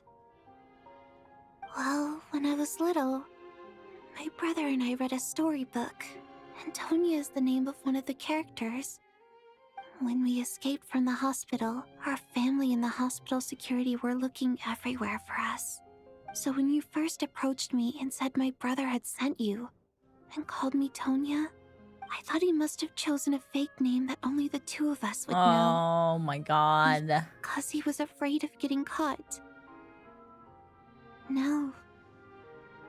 It seems like that was just wishful thinking. At least your memory of death isn't painful. That is a small comfort. Now it's your turn, Chuganov. Talk to us. I believe no lie is ever told without a reason. Yeah. Explain yourself. You're right. I was lying. I happened to know that the Harbinger child and his sister Tonya managed to get tickets, so I lied to you and pretended I knew them. You dumbass. And yes, I was lying about my family too. The truth of the matter is, I lost them a long time ago. I just refused to accept reality. Mm-hmm. And now I've spent the second half of my life living a lie. I'm a joke. My daughter's name was Iskra. And before you ask, yes, Iskra, as in Iskra Manufacturing Plant. Don't make me feel bad for him now. She also died from the snow cough. She was just 6 years old. If she were still alive today, she'd be around the same age as little Tonya here.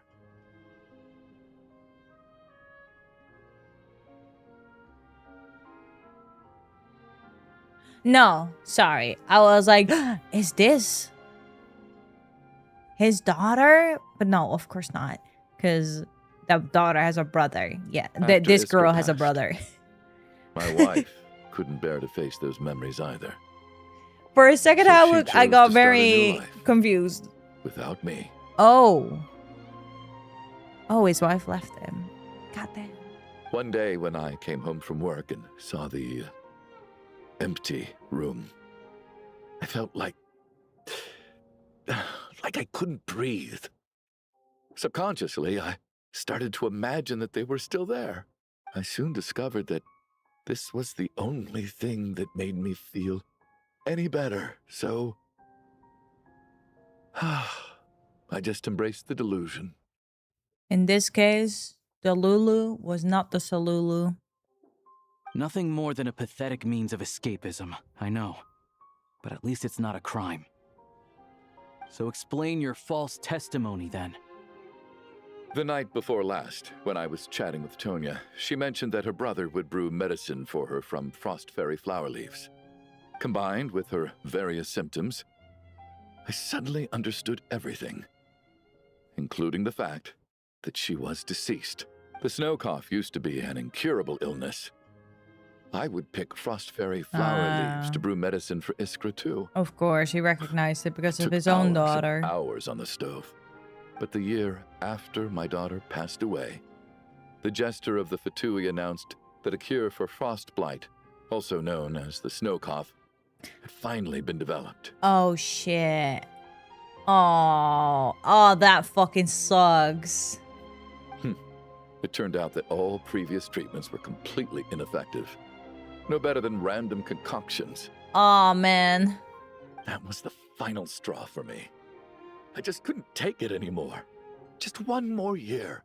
One more year, and everything would have been okay.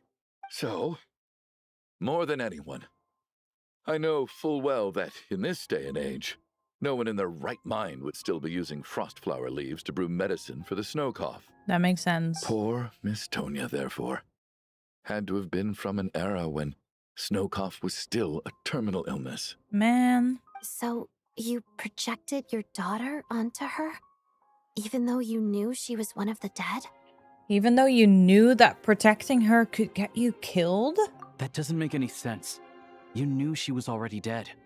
What did you hope to achieve by protecting her? I just don't believe in your crackpot theories. Nor do I approve of your actions.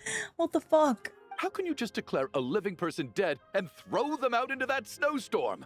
Mitya's gone. My good buddy Shram's gone. And now it's Tonya's turn, isn't it? Yes. The others I can make my peace with, but little Miss Tonya, here she is, standing right in front of us, alive and breathing. No, she's not. And fighting her own battles. Yet you're quite happy to say she's dead? I just want her to live. Once this snowstorm is over, the very moment it stops, I'm going to march out that door and find someone who can fetch the very best medicine for her snow cough. I'll be damned if I'm gonna let you cast her out into the snowstorm before I have the chance to cure her. Not again. Not this time. Not when the cure is right within our grasp. I'd never be able to forgive myself. Oh, he's really Delulu. You can't cure a ghost, dude. Mr. Chuganov, stop. I can't let you do this. Tonya. By the sounds of it, you've known I was dead since the night before last, right? I really liked Mr. Valeri, Mr. Mitya, and Miss Vodyanitsa. Yeah. And now they're all dead because of me. No, because of Chud. I'm not happy about that. The reality is, you've been trying to fight your own demons through me. But all you've really done is trap me inside your delusion along with you. No. Listen to me. I want to save you. I do. Hmm. Well, at this point, I'm quite sure that I'm dead. I don't need to be saved. The time I got to spend with all of you is more than enough for me. Despite all the bad things that kept happening, I got to meet so many interesting people and spend so many days and nights by your side. Since the day I escaped that hospital until now, this has been an adventure I never even dared to dream of. I'm very fond of you all. If it were only possible, I'd trade my soul to bring back the ones who died. If it meant things didn't have to end like this. And that's why I'm not fond of you at all, Mr. Chuganov. Ugh. I'm sorry. There you go. It's them that you owe an apology to, sir. Not me. Well then, I suppose this is it. Oh, shit. It's time for my adventure to end. I've caused enough trouble. You're leaving already? It's still early. Don't you want to stay a little longer? Yeah. It's not night yet. No, thank you. Oh, and by the way... What? My name is Patoshka. It Patoshka. was nice meeting you all. Bye, Patoshka. I'm sorry, Patoshka. I thought you did this on purpose. I'm very sorry that I suspected you like that. Feels strange that we're only being properly introduced now that it's time to say goodbye. Patoshka. Oh. What are you doing, Chuganov? Are you crazy?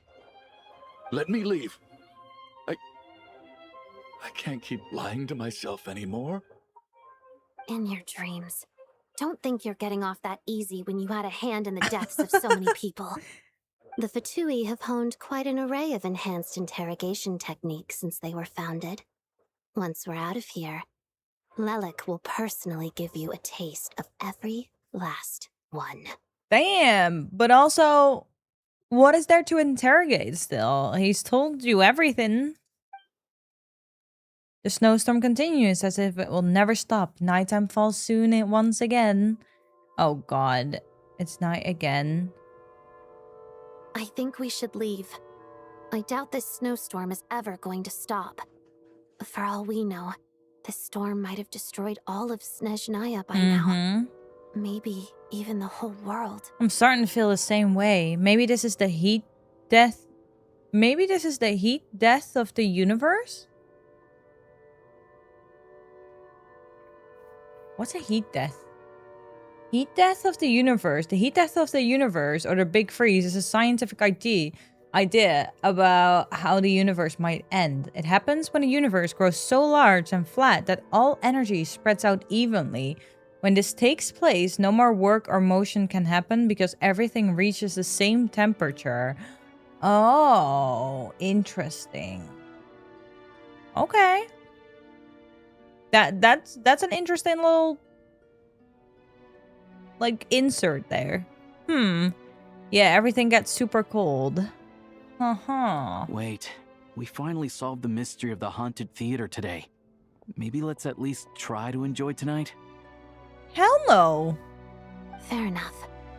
I don't particularly feel like dying in Chuganov's company anyway. I want to get out of here. I don't want to stay here. And yet you won't let me die first. Hey, Chuganov, on a serious note, if we do make it out of here, you should close down that factory of yours. Smart A ass. lot of people are freezing thanks to you. Is this really the time to be discussing my factory? Yeah. All right, fine. I'll shut it down. Doesn't matter to me anymore.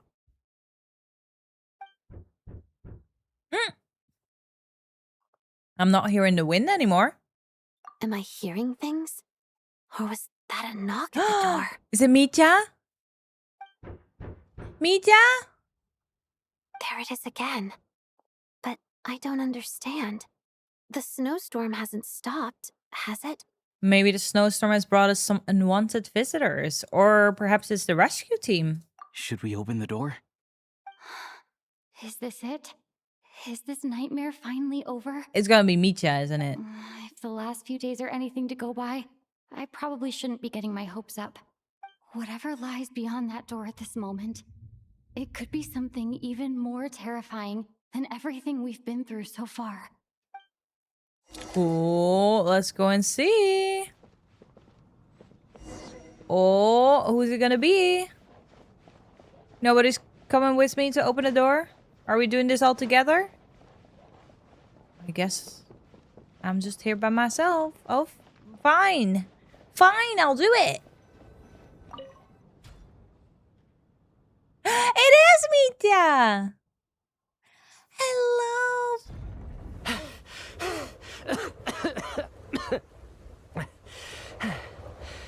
Hey everyone, I'm back. He's back! How are you doing? Feeling any better? Much better, thanks.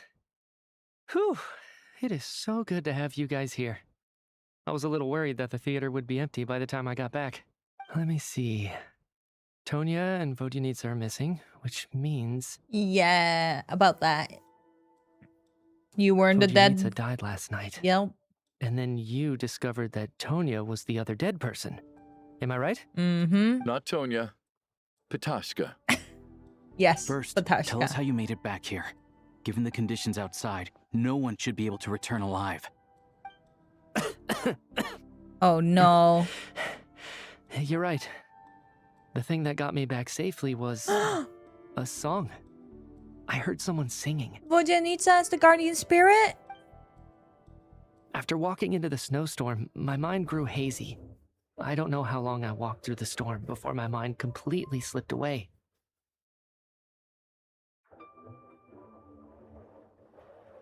Then, suddenly, I heard the sound of singing. The voice instantly brought me back to my senses, and I regained consciousness. She did. She So I resurrected followed the voice, him. searching for the source of the singing.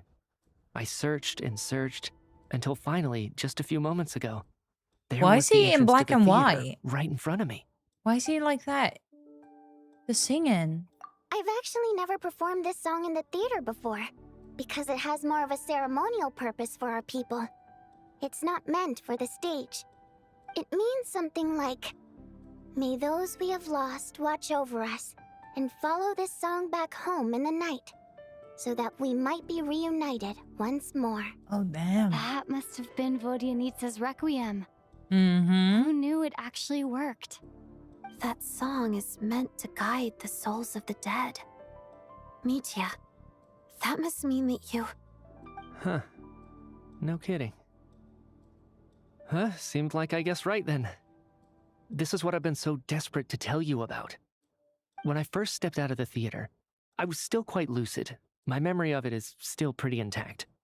I remember the outside world being completely different than what I'd expected. Oh? It was like this was a world where only the snowstorm existed. There wasn't a trace of any humans or buildings ever having been there. I don't know how else to describe it, except to say that it just didn't seem like the real world. And as for the Requiem, if I was guided here by Vodyanitsa's song, it can only mean that I must already be dead. And this is my soul, not my body. But I didn't experience a clear moment of death while I was out there. Nor do I feel any different now than before I walked into the snowstorm. Are we all dead? Are we all just souls? You don't seem any different to me either. In fact, this is something I've been wondering about for a while now. If souls aren't physical, shouldn't they lack tangible form? Both Shram and Patashka were clearly deceased, and yet their souls didn't look or feel like ghosts at all. They were visible, tangible, no different than you or me. This raises a truly terrible thought. Is that really what Mitya is suggesting? What Mitya was trying to tell us is everyone in the theater had been dead all along. We're all inside a dream. Mitya has come back to life once again. We can leave this place now. I think everybody's fucking dead. Mitya's soul was summoned back by the Requiem, confirming that he is indeed already dead. And yet, he looks no different from us. Oh, shit. Of course, if even the long deceased like Mr. Shram can blend in with us undetected, then maybe we've all been dead from the very start. And all of us are now souls wandering the theater. Oh, shit. But where did the other people go? Oh, whoa. The eye? The fucking eye? Yes. I think that this is probably the afterlife. What did you say?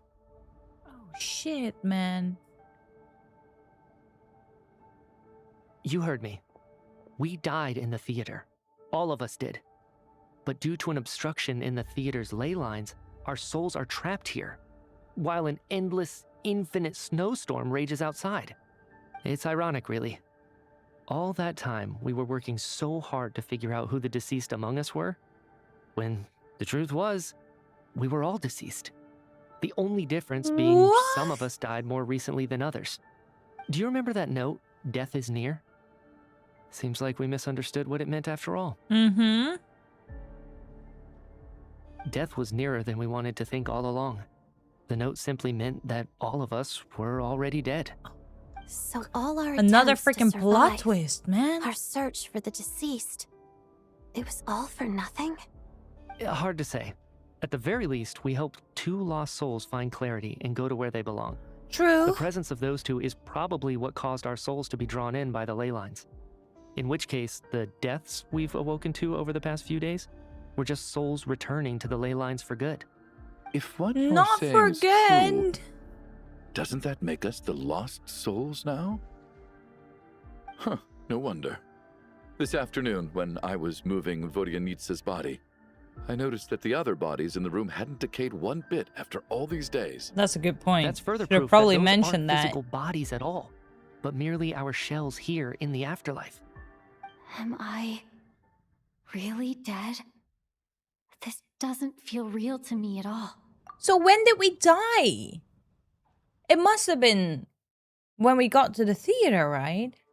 because everybody in the theater is dead, but at the same time, could have been before that. Could have been when we got to SNEZHNAYA. Could have been when we got to SNEZHNOGRAD. Could have been after we entered the Shadow Realm. Could have died there. Whoa, what? When the fuck did we die? No, that's impossible. This cannot be how it all ends. I still find it hard to believe that all of us are dead. How exactly did we die in the real world? None of us have any memories of dying. Yeah. Right? Not even knowing how we died is preposterous. Good grief. Surely there has to be some reason. Exactly. It's hard to rest in peace when you don't even know how you died. It gave me lots to think about as I strode out into the snowstorm. I racked my brains trying to remember the cause of my death, the exact moment I died, the root of all of this, right up until my consciousness faded. Wait. Hold on. Right before I lost consciousness, I think I saw something. Whoa. What was it? I can't remember. And I think I lost my notebook and pen. Oh shit. We gotta find it. Your hand. Is that blood on your fingers? Murderer. Huh? You're right. There's blood on the fingertips of my right hand. Looks like it's already dried. When did that happen? What the fuck? Oh! What the? I guess What the fuck? this was what I saw. I must have desperately drawn it in my own blood right before losing consciousness. What's wrong? Do you recognize the symbol?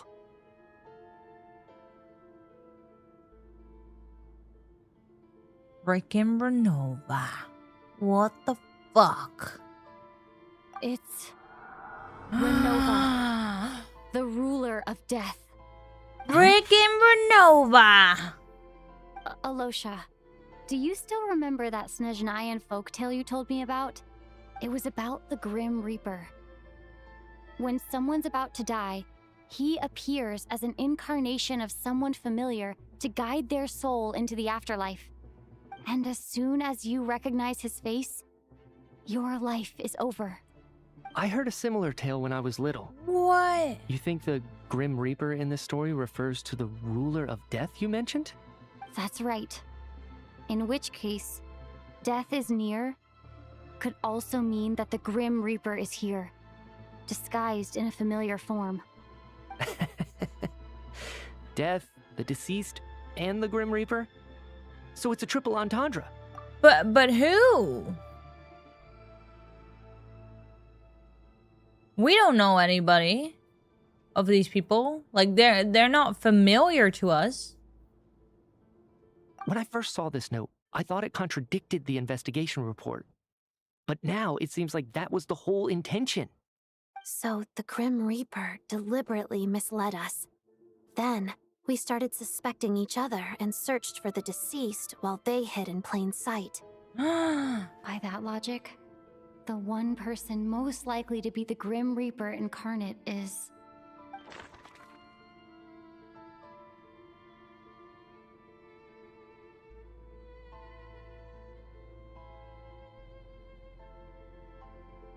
What? The fucking hand? I don't fucking know. Alyosha has been quiet. Chud?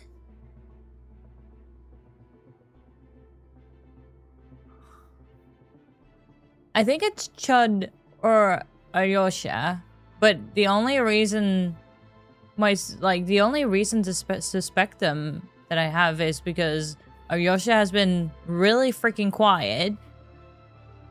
And Chud, nobody fucking likes Chud.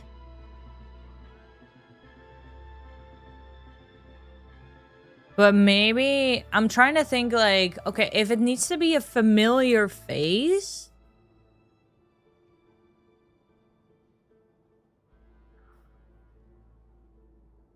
I mean, I guess everybody knows both Chud and Alyosha. But maybe Alyosha makes more sense because everybody knows both of them, but for us, for like ourselves,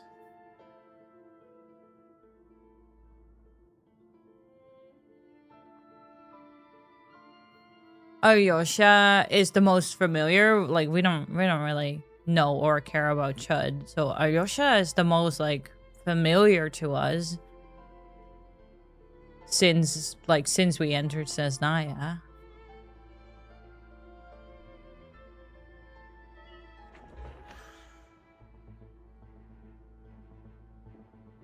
He may well have been the first friend you made after arriving in SNEZHNAYA. Oh! Oh, yeah. No doubt about it. It's Oh, I don't Alyosha. like that. I didn't like that at all. Everyone has acted over the past few days. Alyosha is most likely the Grim Reaper lurking among us. Ugh. Not Alyosha. Is it you, Alyosha? You were the first to discover the investigation report, and you had plenty of time to slip the note inside to mislead us. So? Surely you can't suspect me based on that alone. What if someone else found the investigation report first, slipped the note inside, and then put it back without telling anyone? There's no denying it. The note could easily have been slipped in much earlier than it was discovered. That's not all. I've also noticed that, although on the surface, Valeri, Mitya, and sometimes I were the ones taking charge of the situation, looking back now, even though you didn't say much, you were always subtly guiding everyone from the sidelines. What do you mean? You were the one who emphasized how dangerous it was outside and insisted we all stay here. It was also you who suggested that we all sleep in the same place. Yeah. And earlier today, you tried to convince Ptashka to stay. I don't understand why, but it was out of character. I guess. So, you didn't understand my intentions, and now you're assuming the worst. Seems pretty unreasonable if you ask me. He still won't admit it? Fine. Oh. Let's see how he responds to the most damning evidence of all. The biggest question I have right now is, if the Grim Reaper is impersonating Alyosha, then where's the real Alyosha? When did they switch? Oh. When was Alyosha switched out? After the performance while investigating the snowstorm? Oh. The first night we spent in the theater. When Mitya returned from the snowstorm. When we discovered the investigation report. I don't think this one or this one. While investigating the snowstorm, maybe?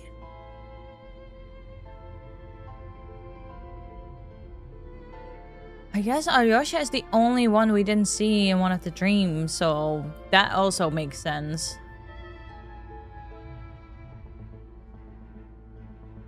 Let's try this one. That's right.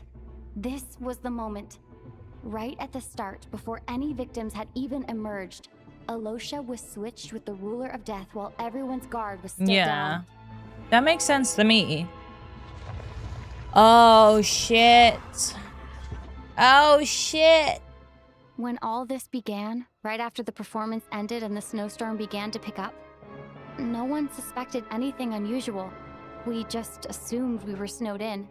It wasn't until we discovered the bodies the morning after that we realized something out of the ordinary was going on.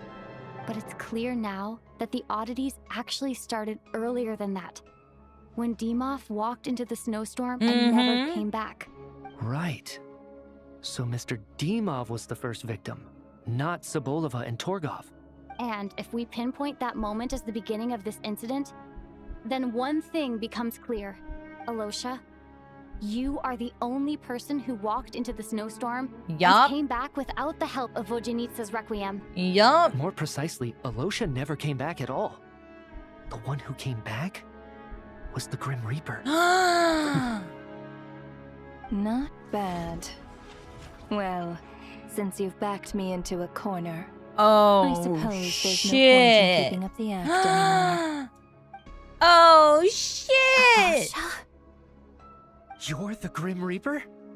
I am no such tired cliché. Mortals should address me as the ruler of death. Oh my god. Before being wiped out for good, you identified the two deceased and even sensed my presence. A commendable achievement. Far beyond what I expected. I heard you can ferry souls. Those deaths each night. Were they your doing? Your initial conclusion was correct. Due to the existence of the two deceased, the ley lines yearned to reclaim those long-lost souls. Fuck. Every night, they devoured an equal number of souls to fill the void. This required no intervention from me. Though, of course, ferrying souls is indeed my authority. Here, take a look. Oh! Oh, holy shit! Oh, that! Tud! What are you doing? That takes care of today's two. This fucking Don't get bitch. so worked up. You are already dead, and your souls must return to the ley lines. I know we're already dead. You murdered us, didn't you? Murdered? No. Murder is when mortals usurp my authority. Death is my jurisdiction.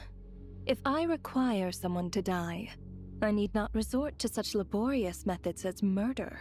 What the fuck? You simply met the criteria to trigger my curse of death. Uh-oh, what do we do? I know about the curse of immortality.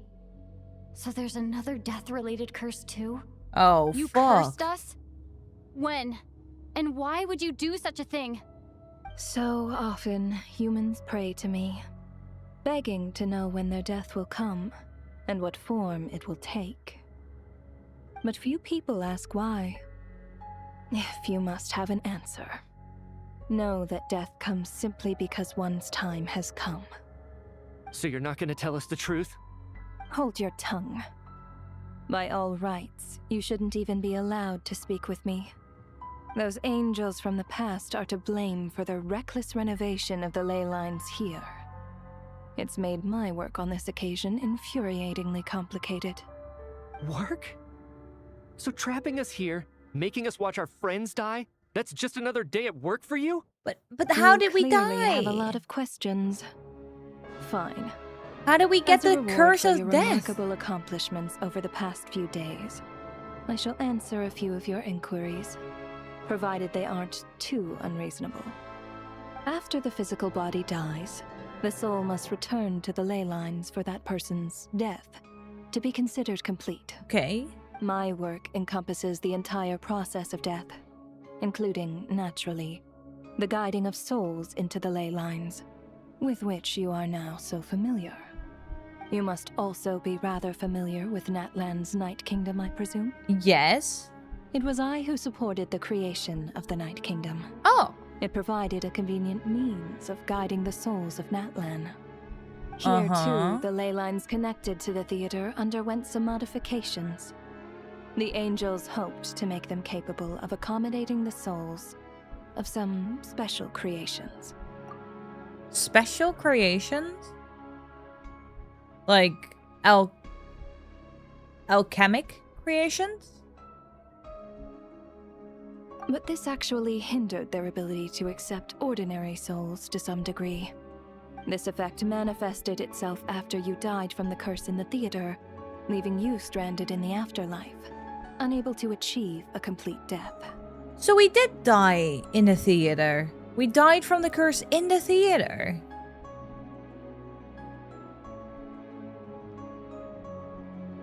Huh? But if souls who die from the curse of death fail to return to the ley lines within a short window of time, they will miss their chance for good. God, he's just flying there. Then, they will remain floating. forever suspended between life and death, no longer subject to the authorities of either. Oh. So if you don't resolve this matter soon, and see all our souls return to the ley lines before long, we'll escape your control. Oh? Nitya is sharp. This must be what Renova was worried might happen, and the reason she got involved to begin with. Okay, so if someone dies of the curse of death, they have to be returned to the ley line soon, because otherwise they're basically out of death's control. Huh. That is interesting.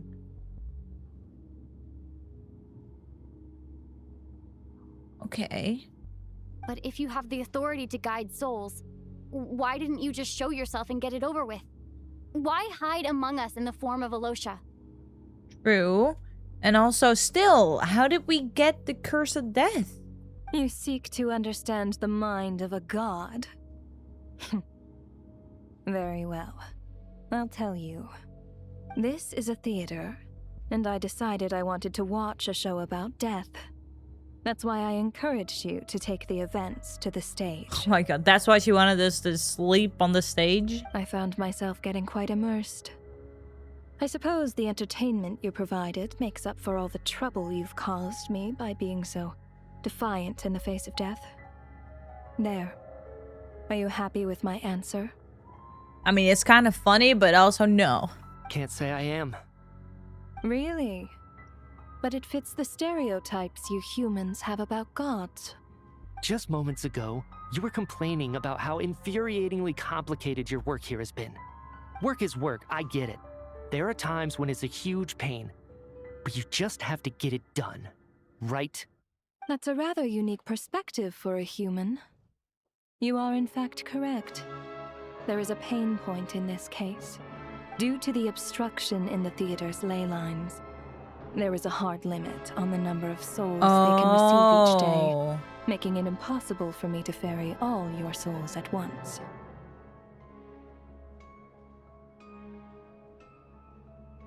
Revealing my identity too soon would inevitably have led to futile resistance, and there was a risk that any souls who chose to run would disappear. Juno is an idiot. Thank you for the raid. Welcome in. We're just doing the Genshin Impact SNEZHNAYA Archon Quest Act 2 right now. Almost at the end. Just so you know. I will continue because I'm with her at a very exciting part. But thank you so much for the raid. Then there was the issue of the two lost souls you called the deceased. The way you resolved that quandary was all part of my design. Then there was the issue of the two lost souls you called the deceased. The way you resolved that quandary was all part of my design. That's what I don't understand. If all of us were souls of the dead, Yeah. what made their presence among us special? For centuries, they have refused to return to the ley lines, exploiting the issues created by the angel civilization to resist being drawn in. Centuries of obsession accumulated during this process. You may think of this obsession as the resentment of the dead, and in this quantity, it was a bomb that could have detonated at any moment. It reached the point where I could not afford to leave it unchecked. But the only way to fix it was to help them acknowledge their own deaths, make peace with their regrets, and willingly walk into the snowstorm. Aww. Only then, with my guidance, could they finally return to the ley lines. Otherwise, you would not like to know what the consequences would have been. I mean, I'm kind of curious, so do tell. I vaguely remember seeing Patashka, but in the most terrifying form. Was that in a dream? Is that what would have become of her if she hadn't returned to the ley lines? Oh, shit. I see your dreams brought you many revelations. So you see, death in fact grants wisdom to mortals. Souls connect to all things in the world and see the chain of cause and effect between them. It's nothing unusual. Anyway, giving psychological counseling to lost souls is not my strong suit. That is more of an angel's role. Mm-hmm. It was something I could not resolve directly using my authority. So I decided it was easier to leave the bomb defusal to you. Oh, okay. Meanwhile, of course, Their presence caused the souls of other members of your party to return to the ley lines each night. From where I stand, that was killing 2 birds with 1 stone. As both issues slowly resolved one another without me having to lift a finger, all I had to do was stay close by and keep the situation under control. Then use my authority to wrap things up at the end. Oh, because Patashka left while there was still 4 people left. They wouldn't, like, their souls wouldn't go back to the ley line, so that's why she had to intervene. And, of course, while I was at it, I thoroughly enjoyed watching this drama, dealing with death from a mortal perspective, play out on the stage. And also why she tried getting Patashka to stay, Tonya. Sounds like you had it all figured out, Grim Reaper. I just did the math. You said there's a hard limit to the number of souls the ley lines here can receive each day. It's 2, isn't it? That much is obvious, even to a fool. It's time to review this whole affair. If the ley lines can only take in 2 people per day, I need to go over the deaths from these past few days again. All right.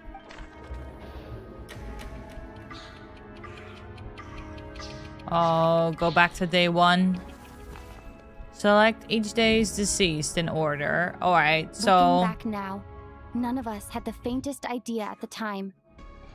From the moment the staff member named Dimov walked into the snowstorm, the incident had already begun. I was gonna click Dimov, but of course he's not in the picture. All right. Oh, okay. So first day, it was the merchants. It was these 2 guys. No. Let me go over this again. Huh? Wait, was it not? What?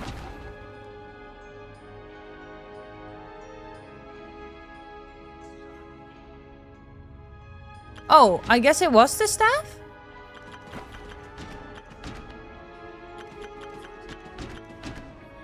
Wait.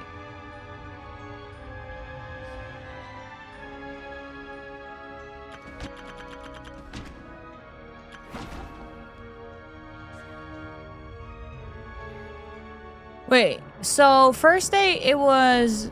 Wasn't it the merchants and then... then the staff?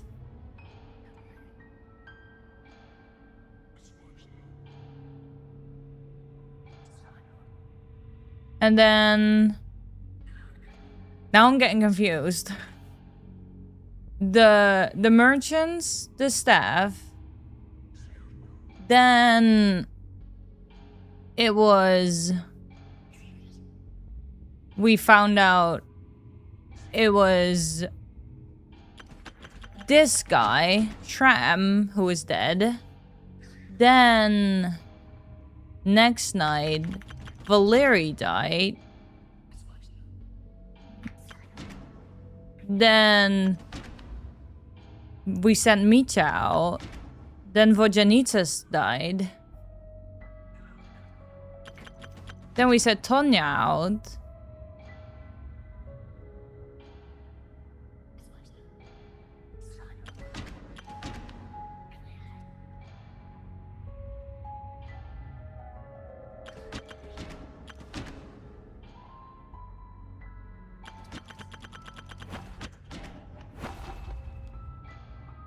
No. Let me go over this again.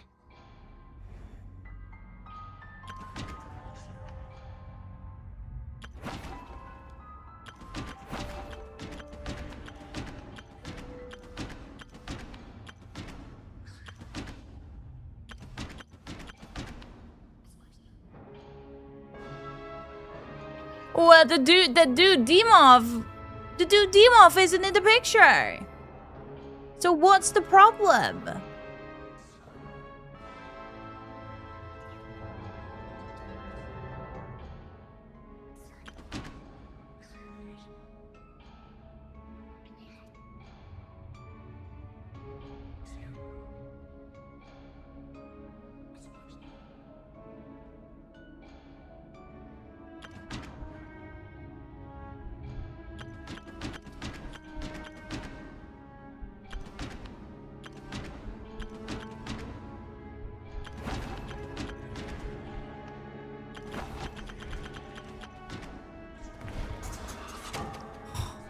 Alosha was the second to walk into the snowstorm after Demoth to investigate. During this process, the ruler of death assumed his identity, making him one of the victims. I thought we were just kind of ruling out Alosha because he's fucking Renova. During our first night in the theater, everyone was caught up in the novelty of it all. No one could have expected there would be victims the very next morning. Despite all the confusion, yeah. and with the help of hindsight, Yeah, I get it. we finally began to realize that something was amiss with the snowstorm. Okay.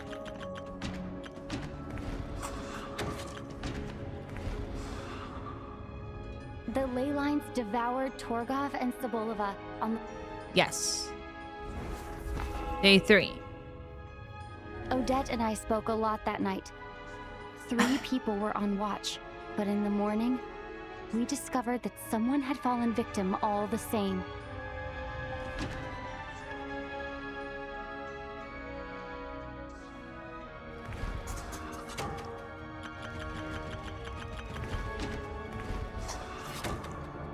The deaths of Kulish and Ranpana caused everyone to stop suspecting Lelek.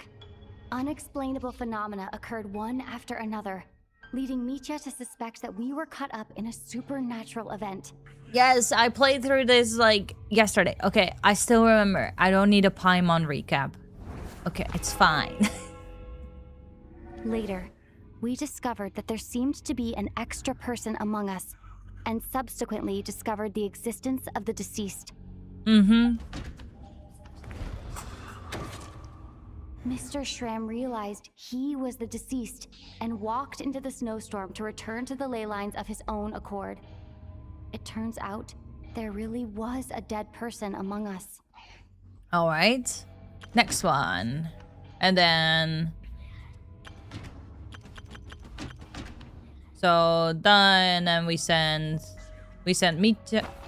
No, we send... No. Wait. No, we send... Wait. Shram... No, and then the next night, Valeri died, and then we sent We thought Mitya it was all out. over. A lot happened to... The fact that there was more than one deceased seemed to bring us back to square one.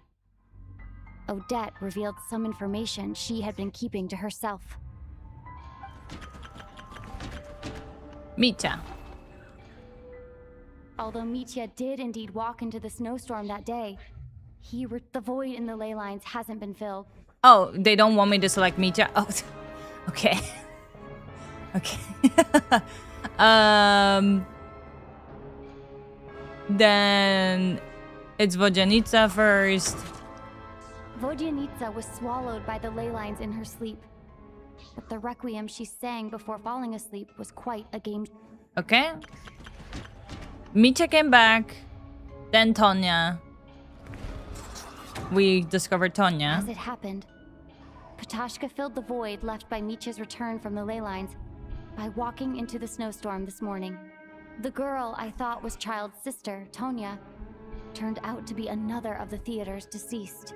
Come to think of it, Patashka was about to walk into the snowstorm at that time, and Renova, unaware that Mitya would return, was concerned that her soul would overflow from the ley lines. That's why she used Alosha's voice to try and persuade her to stay behind. Looking back, okay. I suppose that was an early slip-up on her part. Yup. That's why she tried calling her back. Okay, because it would be too much for the ley lines. Alright. No one could have expected anyone who walked into the snowstorm to return. But just after nightfall, Mitya returned, bringing crucial information with him. Okay. Various truths began to surface, including that all of us were already dead, and that the ruler of death was here among us. Then, Among after us. revealing her true form, Renova callously claimed 2 souls. Chud and Odette. There we go. Okay. Okay, we're here. Everyone was already already dead by the time we took the photo. And in the days since, we've experienced many more partings in the afterlife. Now, only Mitya and I remain. And the true culprit behind everything still stands before us. In Mitya's eyes, I see the same anger and frustration that I feel. All right, let's go. Put it all together. That covers everything. It's all clear now. I'm not sure why that whole recap was necessary when we're still in the same quest, in the same act, you know? But okay. Let's continue from there. Your work isn't finished here yet, is it? The Traveler and I are still standing here, safe and sound. Oh, yeah. And we can't die now because that would overflow the ley lines. So she'll have to wait a day. But what if we do die? What does overflowing the ley lines mean, huh?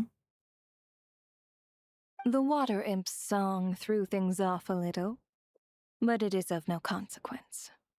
The ley lines have already anchored your soul, and the first ray of light tomorrow morning will take you back. I, meanwhile, need to review my attitude towards the water imp race. What does that mean? So the reunion in the night that Vojanitsa mentioned, I suppose that was never meant to be a permanent reunion. That just leaves you, Traveler. My power only allows me to temporarily separate your soul from your body. Oh? The ley lines of Tevat would not accept you. True. And your soul is firmly anchored to your body by your will. Huh.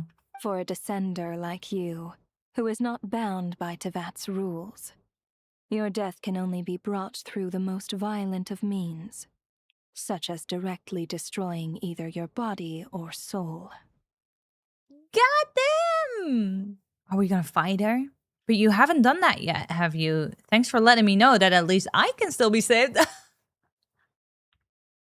What the hell? That sounds so selfish. I have no interest in involving myself with descenders. For now. Although, this may change if Asmodee remains missing, or you insist on interfering with our affairs. Huh. I guess we didn't know Asmodee was missing from that little video that we got about the Heavenly Principles. But she's still missing, huh? One last question then. All our struggles and sacrifices here, they were meaningless from the very beginning, weren't they? It's also interesting, how did Mitya survive all those, like, temporary deaths then? Because it can't have been Vojanitsa singing him back every time, right? Death abides no reason. Besides, what you call sacrifice is merely a concept created by humanity. Oh, I guess it might have not been, like, temporary deaths every time. That was just kind of the theory because, like, he might have been dead. But, huh. Is that what you call sacrifice merely a concept created by? Okay. To me, it is nothing more than a self-indulgent charade in the face of death. Mere mortals fantasizing that their actions could reclaim something from my grasp. A truly laughable idea. Oh! Oh! Grim Reaper, you really know how to get on my nerves. I'm not here to ingratiate myself with you. I kill merely because your deaths are necessary. Oh, you've made that quite clear. But humans don't take well to being scorned. Not even by the gods. Oh, let's go! Oh! What the hell? Not using Yosha's powers against his friends.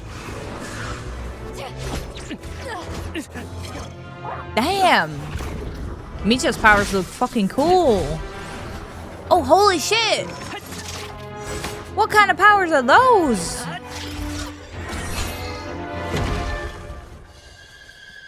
Uh-oh. Oh no! The hand!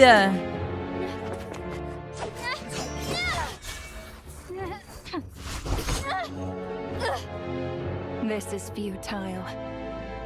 You must know that you are powerless against me in my own domain. I suggest that you save your strength. For what? Maybe we can't change anything.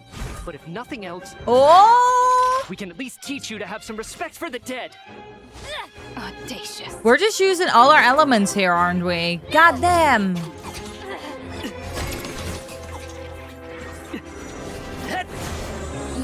Oh, oh. Oh! Oh shit! Oh shit! We fucked her up.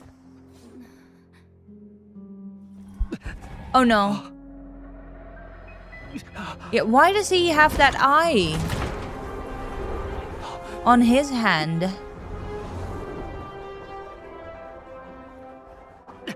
Oh, we're back! We're back! We're back in the city! Uh-oh. Oh, shit. Oh, shit. Oh, that's not good. That is not good at all.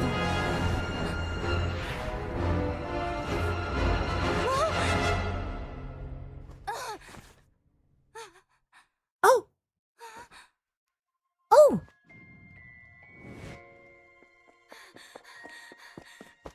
What? Did we wake ourselves up?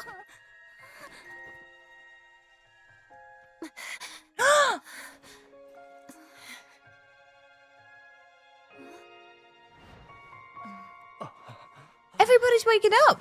How? Did we overflow the ley lines?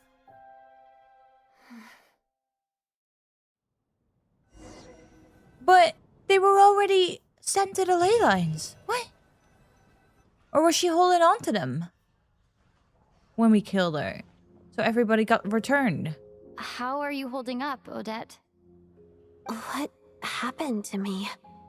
How much do you remember? What do you mean? Is the performance over?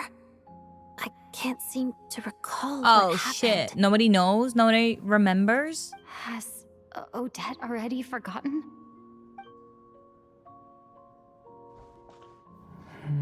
Micha, do you remember at least? Micha? Oh, I'm sorry. I guess I spaced out there for a second. Ah, fuck. Remind me who you are? Don't you remember anything? Oh shit. Oh. Oh.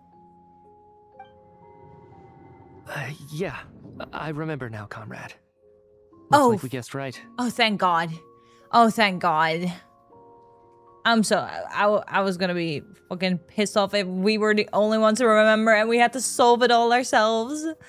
Oh, thank God we have somebody. Just like me when Odette found me at the Armory Palace. For some reason, everyone killed by the Ruler of Death eventually came back to life. Just with one catch. They forgot what happened while they were dead. But why didn't you forget? Well, I guess you weren't dead, so... Odette and the others Maybe have that's already why? forgotten everything. Why were you able to remember this time? Yeah. Could this be the reason? You said this is the Ruler of Death's symbol, right? I don't see anything there. Why does he have that symbol? You don't? Huh. Okay. I guess that makes sense. I carved this into my hand in the afterlife, so it's not visible in the physical world. I forgot. Does that mean I carved this symbol into my soul? What an unsettling thought. Yeah. Still, at least I get to remember what happened. I suppose it's a blessing in disguise. What about you, though? The Ruler of Death mentioned that you're a descender? Is that why you can remember? Probably.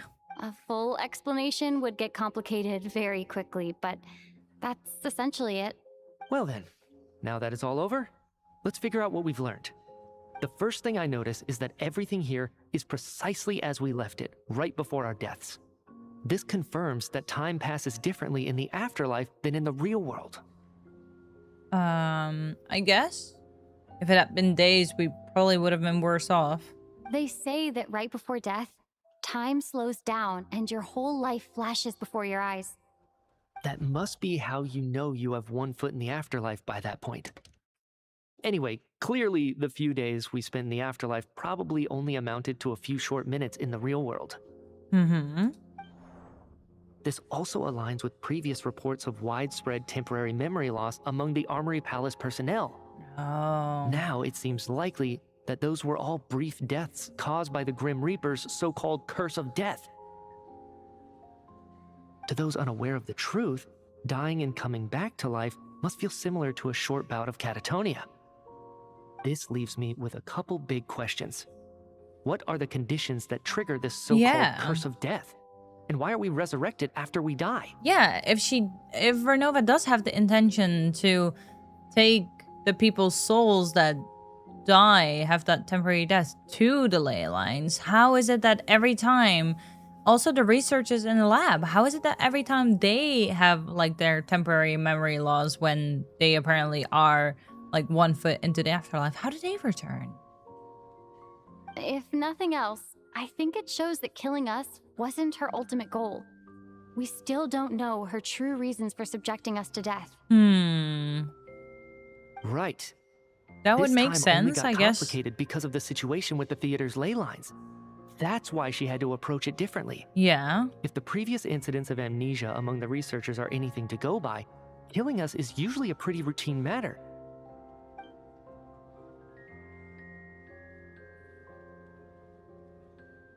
Come to think of it, wasn't I about to note something down before I died? You were. I can't remember what it was, but I think it was something related to my research project. Did you write something down? Sorry, Traveler. I'll catch up with you again later. Right now, I have to make a trip back to the Armory Palace. Well, tell me. Don't just leave me here. Ma'am, if I may, no one of your description has ever shown up in my investigations into Mr. Mitia's friends. Yet, you two seem very familiar with each other. Could you perhaps tell me where he was in such a rush to get to? And, by the way, have we ever crossed paths? Forgive the presumptuousness, but I feel a vague and indescribable sense of familiarity about you. I can explain everything.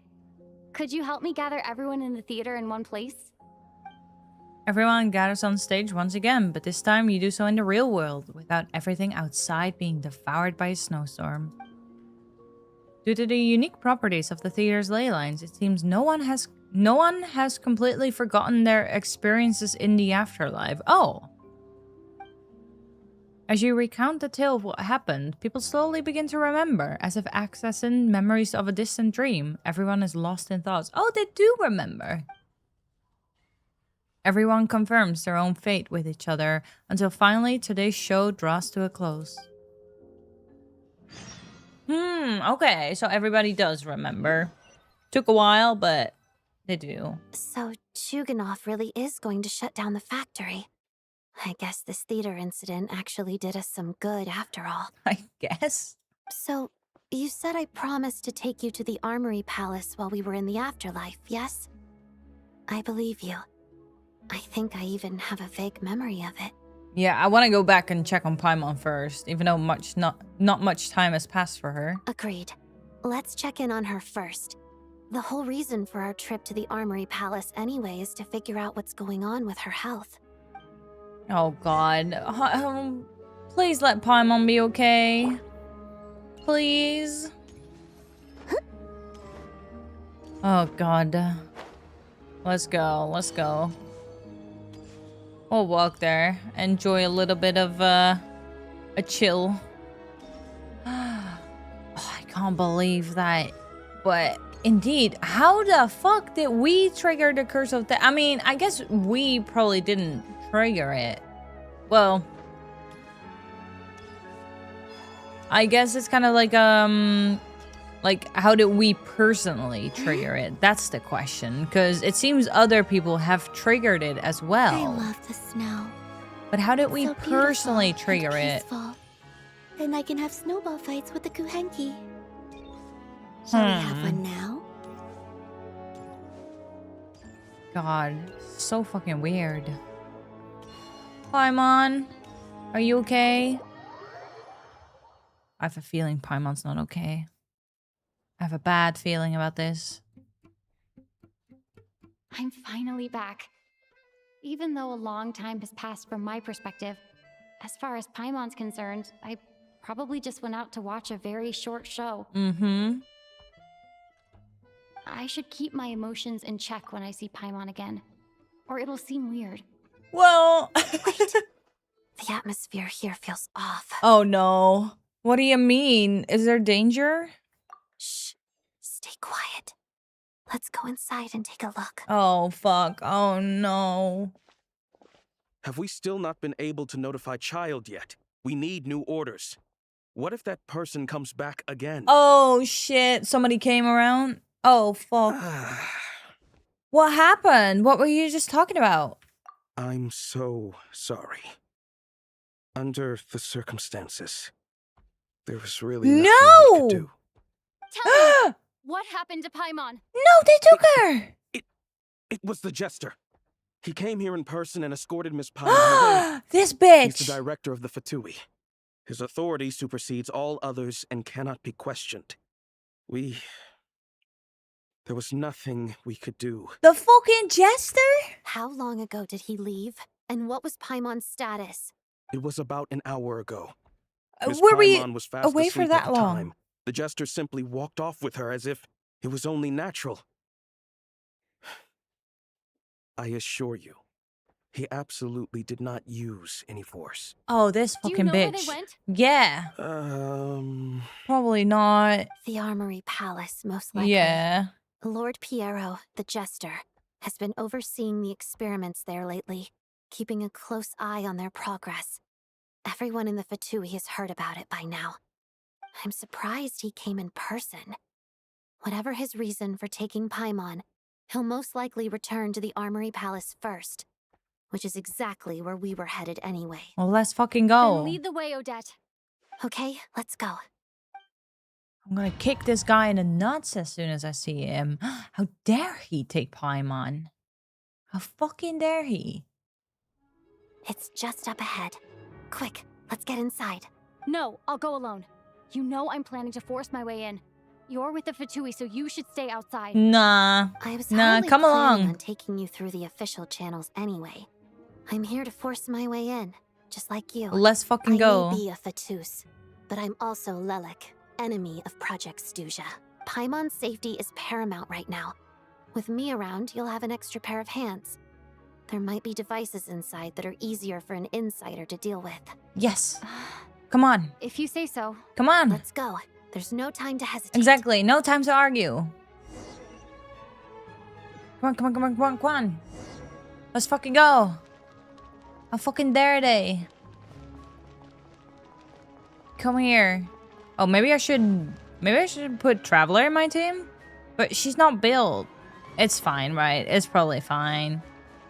It'll be fine. Hey, who are you? This part of the Armory Palace is under restricted access. What do you think you're doing? No questions, please. We're short on time.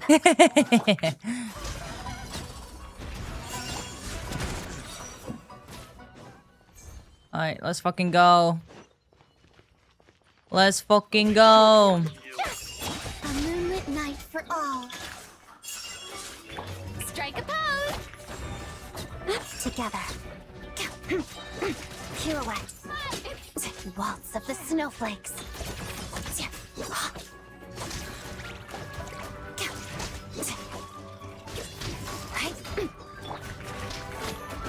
Let my name echo in song! I think not. Coming at ya! Alright. Oh. Oh.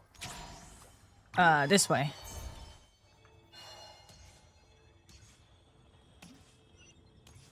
These are just chill. Oh. Oh, here we go. A new moon rises. Flow. Begone. Heaven's will made mine. Fire! Well, watch out! Let's begin. Get him! Fuck him up! Crystalline adagio. That's it. Time to shine. Yoo-hoo! Our little secret. Shadow me. Nothing but a scratch. Ow. Ow! Let me go! Oh, I didn't see this guy here.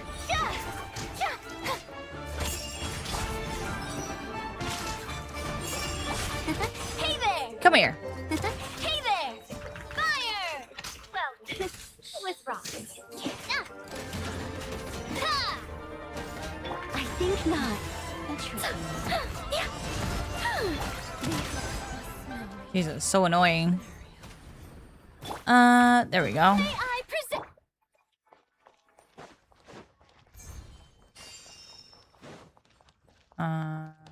Oh, he's just chilling there. Oh, why was Navia freaking yellow? All right, let's go. Yeah, I have no idea what makes a good team with these guys, so we're just doing something. So, you're intruders, huh? Yup, we are. Before it happens next. Try me. Woohoo!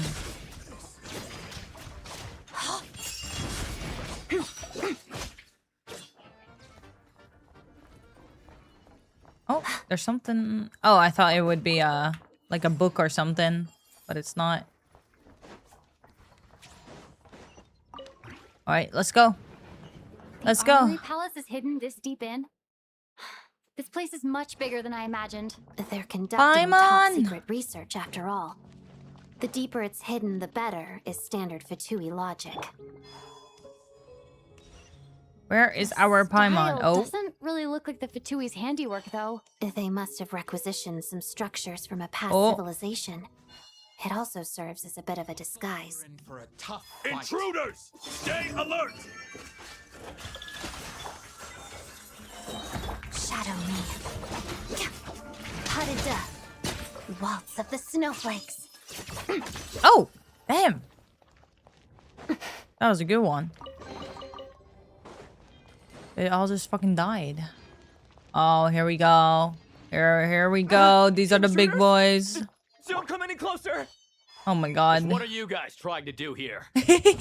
I'm sure Oh. it's your skull! Shower me with praise. I wanted to. No, that's not what I wanted. I wanted to do this. Let my men echo in song. Oh, begone. Heaven's will made mine. Go, go, go. Crystalline adagio. Attack! That's the way. A new moon rises. The show begins. Together. Pirouette. No one interferes with a jester's work. No, we are. We absolutely fucking are. Surge. He shouldn't have interfered with our business then. This I little live within bitch. you. Fuck you. Jester, where the fuck are you? Come here and face me. Ooh, pretty. What the heck is that? It's like a chessboard. Ooh, interesting. Sorry, I got distracted. I'm sorry, Paimon. I'm here. I'm here to save you.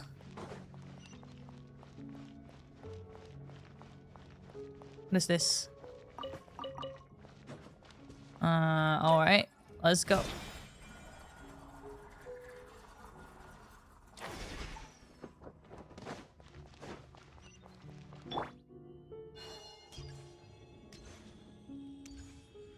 Looks like no one's guarding this place. There's something Oh. off about that Yeah, decoration oh. over there. Look out! Oh god! Let's deal with these before we move on. Can't we just go? Ah, fine. Fine. Fine.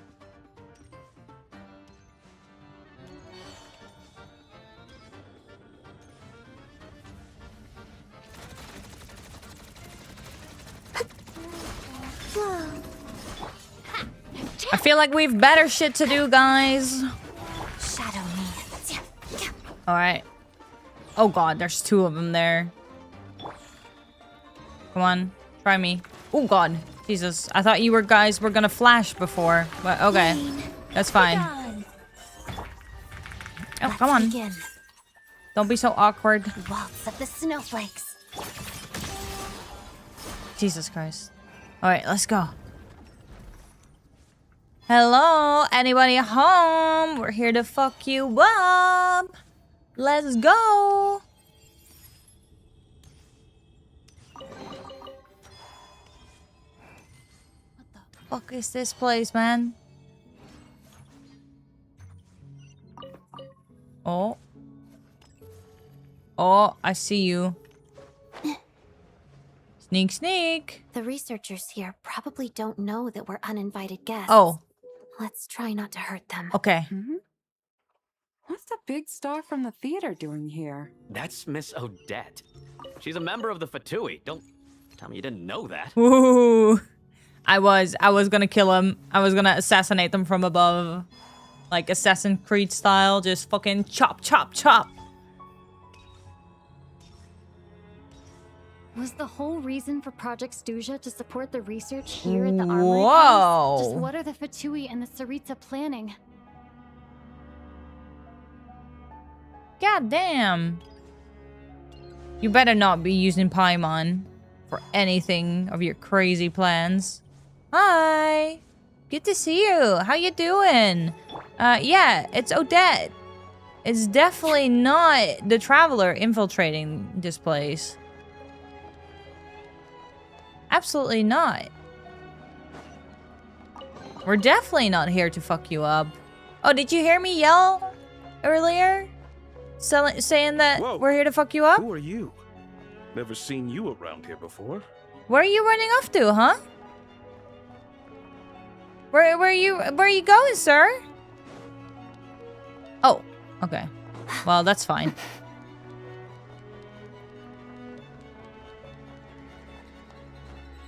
What are you? Oh!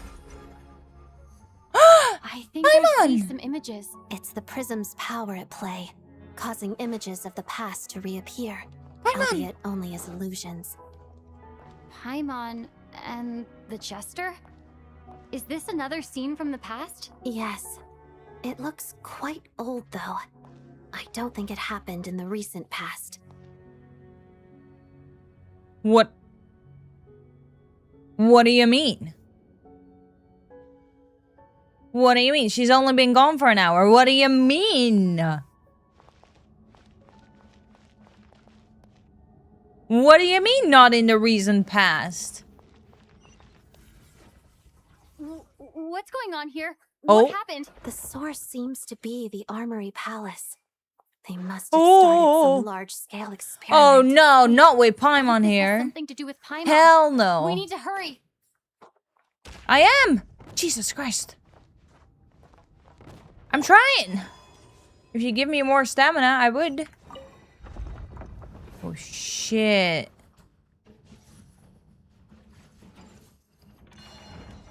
We're almost there. The Armory Palace is just up ahead. Paimon, please be okay.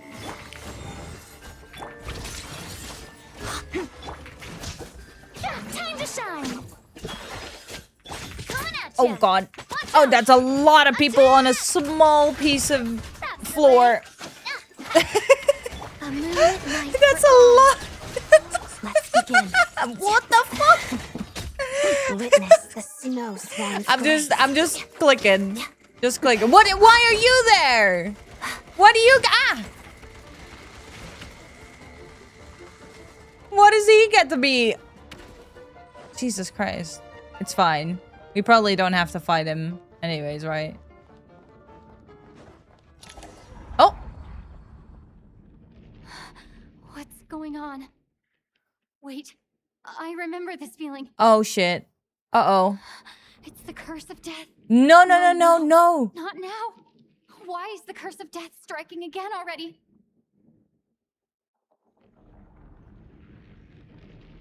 Odette? Oh no. Oh no. Wait, Odette? She didn't kill me, right? Nah, she didn't. She seemed very concerned. The afterlife again? Oh. Oh, we're at the top. I need to find a way Almost. back to reality. Is that Odette's core Ignis? Could that be what just woke me up? Huh? Alright. Gotta keep going. Up the stairs. Oh. Oh, no, no, no, no, no. Get those away from me. Don't you look at me. Oh. Well, that seems pretty unfair.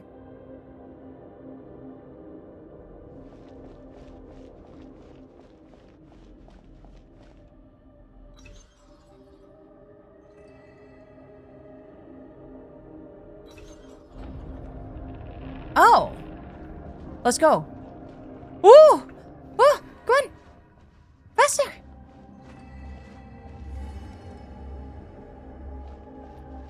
I can't run. While jumping it is. Come on, come on, come on, come on. Oh, what the fuck? Alright. Oh, here, here. Oh, I don't like the eyes at all. They're following me. Oh, huh? What was that? Oh god. Oh god. Oh god. I'm going. I'm going.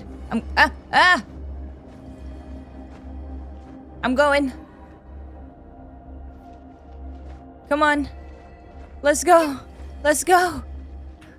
Ah! Why are we not running? Oh, it's a dream. We can't run in a dream, can we? Odette! Odette! Oh, Odette. No signs of life, but past experience says that she should be resurrected before too long.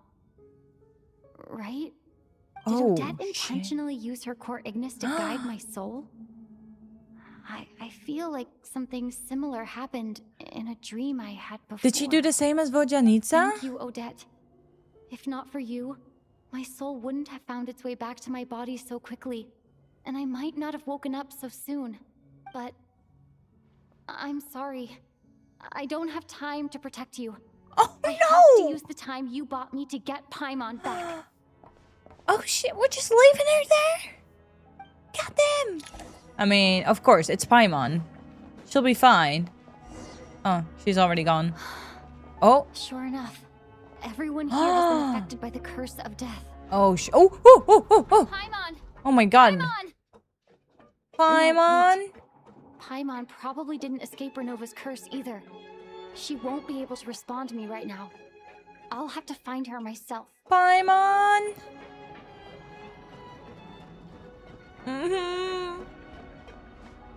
Please come back.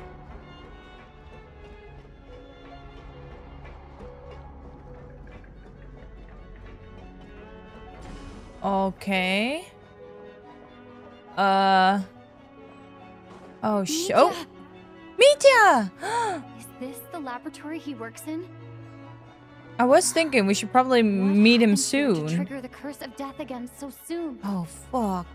I'll have to ask him when he wakes up. Finding Paimon has to take priority now. Do we go in there or here? This looks more. Paimon! I found her.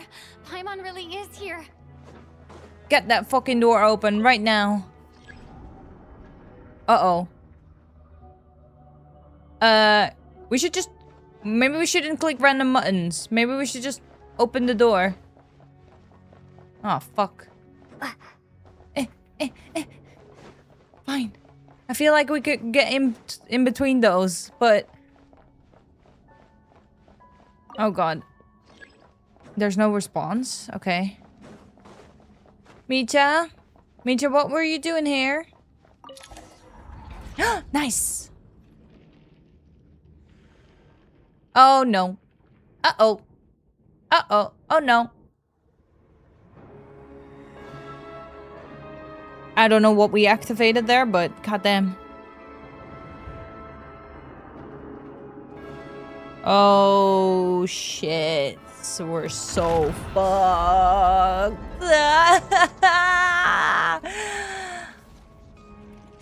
But she's so freaking You don't cool. learn, do you?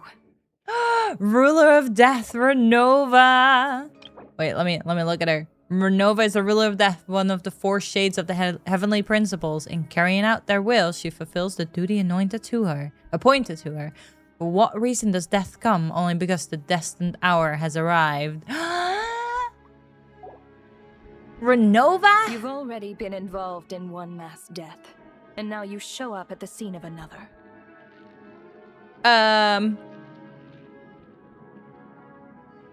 I'm sorry? What am I supposed to say to that? This might have passed for a coincidence the first time, but a second time? Am I to assume you are intentionally interfering in SNEZHNAYA's affairs? I'm here to get Paimon back. Judging by your expression, it seems that you understand little of what is going on here. In that case, a word to the wise. Do not interfere in SNEZHNAYA's affairs. A civilization that fails to learn its lesson constantly depletes its own worth. It will one day lose any reason for its existence, and as a descender, you are perfectly suited to be the lifeline to which a dying civilization might desperately cling. Consider your position carefully. No advice needed. I'll make my own judgments. Yeah, that. Suit yourself. When the day of reckoning arrives, not even a descender can hope to escape unscathed. The time for resurrection fast approaches. The mortals here are not yet worthy to behold my form. So that will be all for today. Resurrection? Resurrection of what? What are we resurrecting?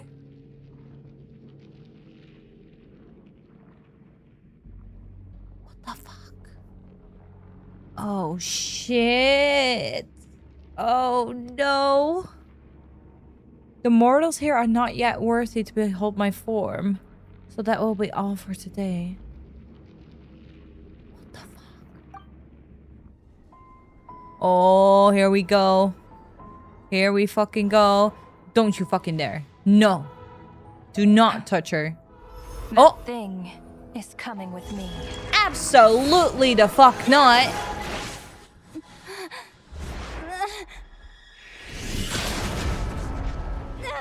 Oh no! Oh! Piero?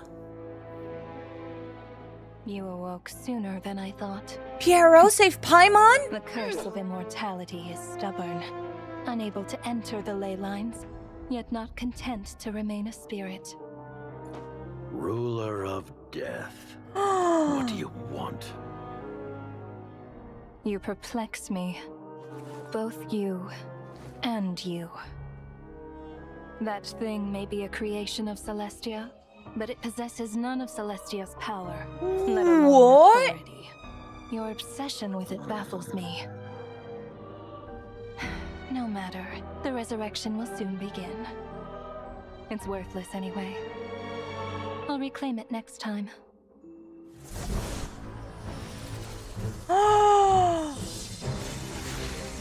Paimon is a creation of Celestia? What the fuck? Hey, who says there'll be a next Oh, oh god. Oh shit.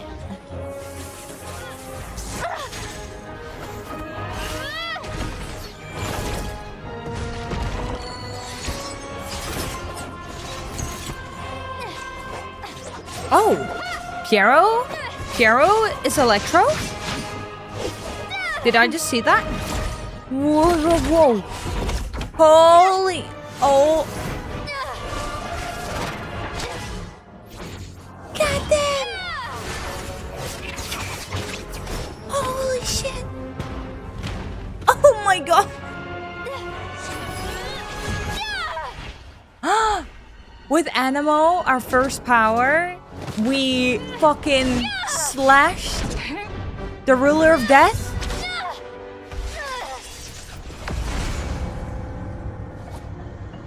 Oh, she's pissed off now, isn't she? Oh shit. Oh, she is leaving. Oh, fuck.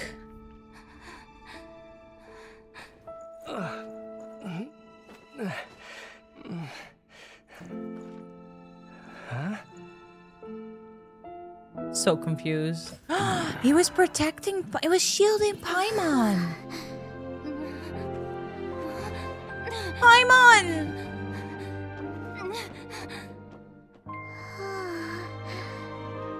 Traveler?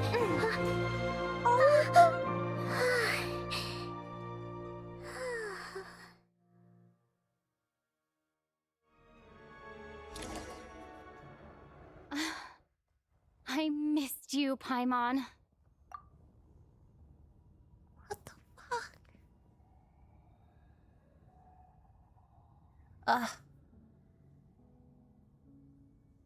What the fuck was that? Jesus fucking Christ.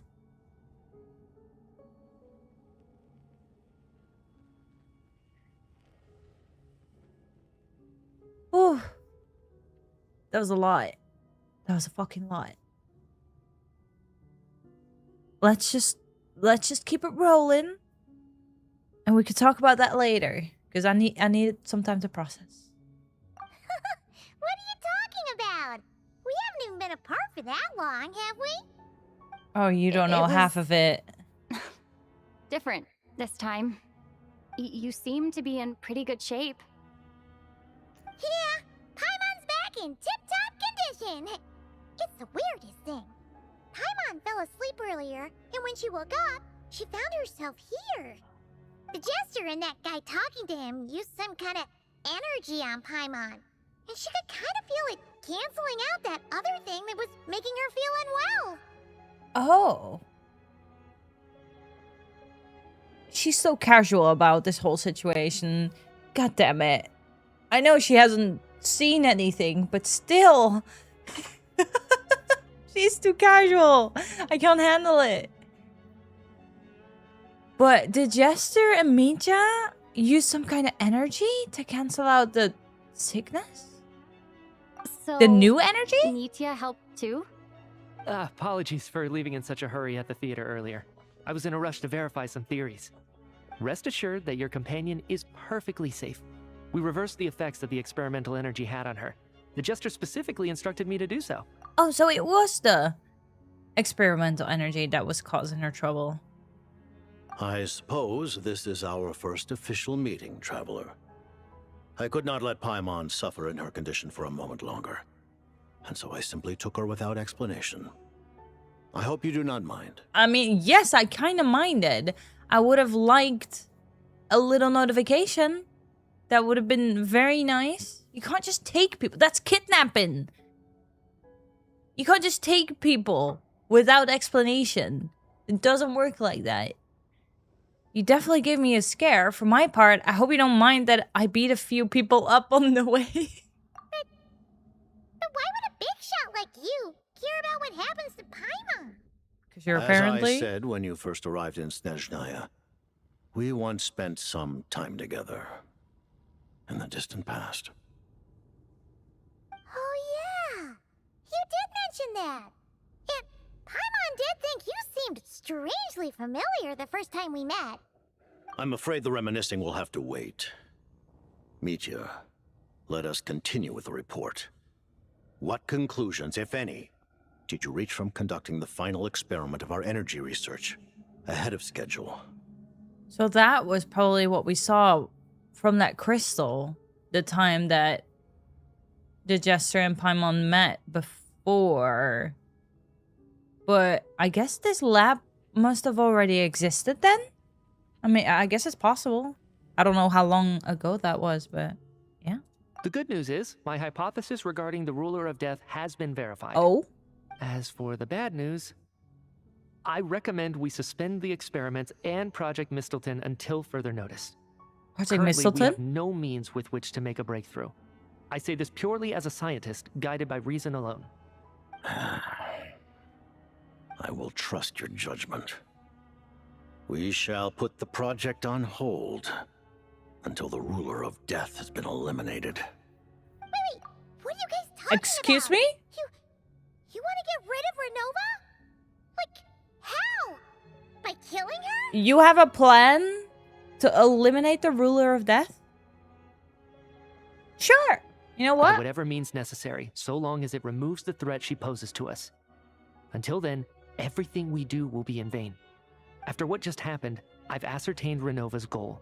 Or rather, the trigger condition for the curse of death. What is it? Okay, let's hear it. What she's doing is blocking SNEZHNAYA's technological progress, preventing us from possessing any means with which to threaten the heavenly principles. Yes. That's what Just I like was the little thinking. lapdog she is. So, any ideas, research, or experiments that lead to technological progress can trigger the curse. I can't believe he just called her a lapdog. But yes, this is what I was thinking. Because Mitya mentioned that he died, basically, when he had a, breakthrough, a big idea. Just now, for instance, I was set to launch a final phase energy experiment ahead of schedule. If the experiment was successful, we could have achieved a crucial breakthrough. As expected, though, the moment the experiment began, all the researchers, technicians, and witnesses died from the curse. That's crazy. All that effort, not to mention the energy and materials we relied on Project SNEZHNAYA to gather for us, went to waste. In the end, nothing was gained. Yeah, Does that okay. mean something similar happened when we were at the theater? So that's why they need to kill Renova before continuing the project, because it's no use. That's right. During the performance, I thought of an important breakthrough regarding the experiment, and wound up dragging everyone into this. So the nature of the curse seems to be something like, when moments of technological progress occur, all life in the vicinity is taken away. What a violent method. Mm-hmm. Of course, that meant the curse was normally limited to the Armory Palace. Since outsiders are forbidden from entering, this mass death phenomenon went unnoticed. Oh, fuck. Until Odette came along. I believe she was the first witness. The curse of death was triggered just before she infiltrated the Armory Palace that day. Shit. But you mentioned something about a final stage experiment. Doesn't that mean you've actually made some progress?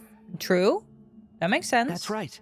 Even with the gods locking certain key components out of reach, humanity can still advance technology in incremental steps accumulated over time. But, as I'm sure Renova anticipated, even incremental progress has its limits. A point where the truth you're seeking must be put to the test in an experiment.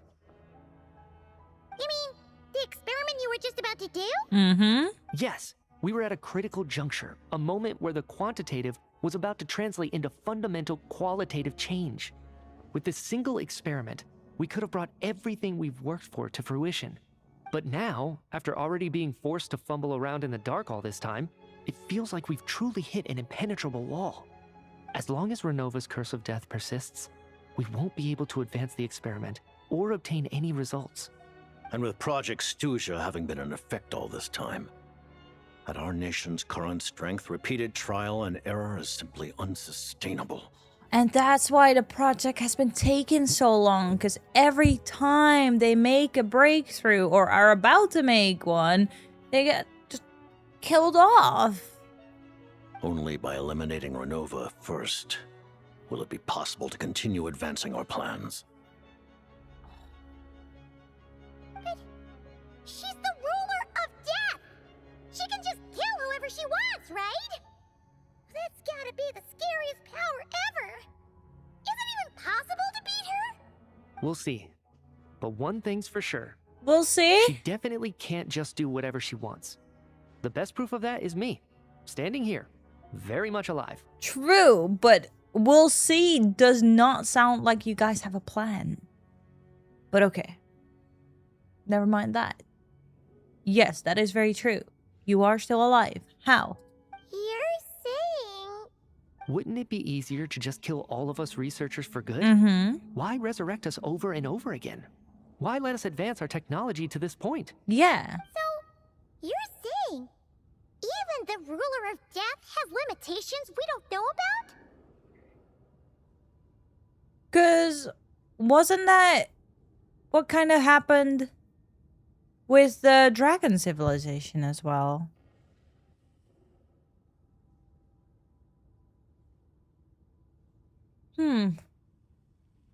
We can think about that later. Exactly. And I think that's where the key to our breakthrough lies. Regardless, the ruler of death has always been an obstacle we must overcome. Indeed, we must face life, death, time, and space.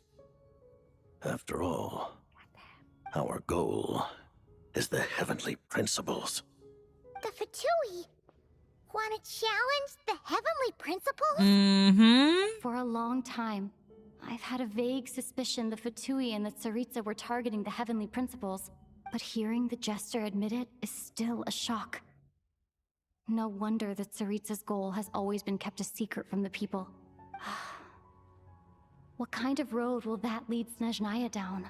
In that case... Lord Jester, I would like to request some leave. I'd like some time to organize my thoughts and go over the data. Granted. Get some rest, put the experiment out of your mind, and take care that the curse of death doesn't affect any civilians. God damn.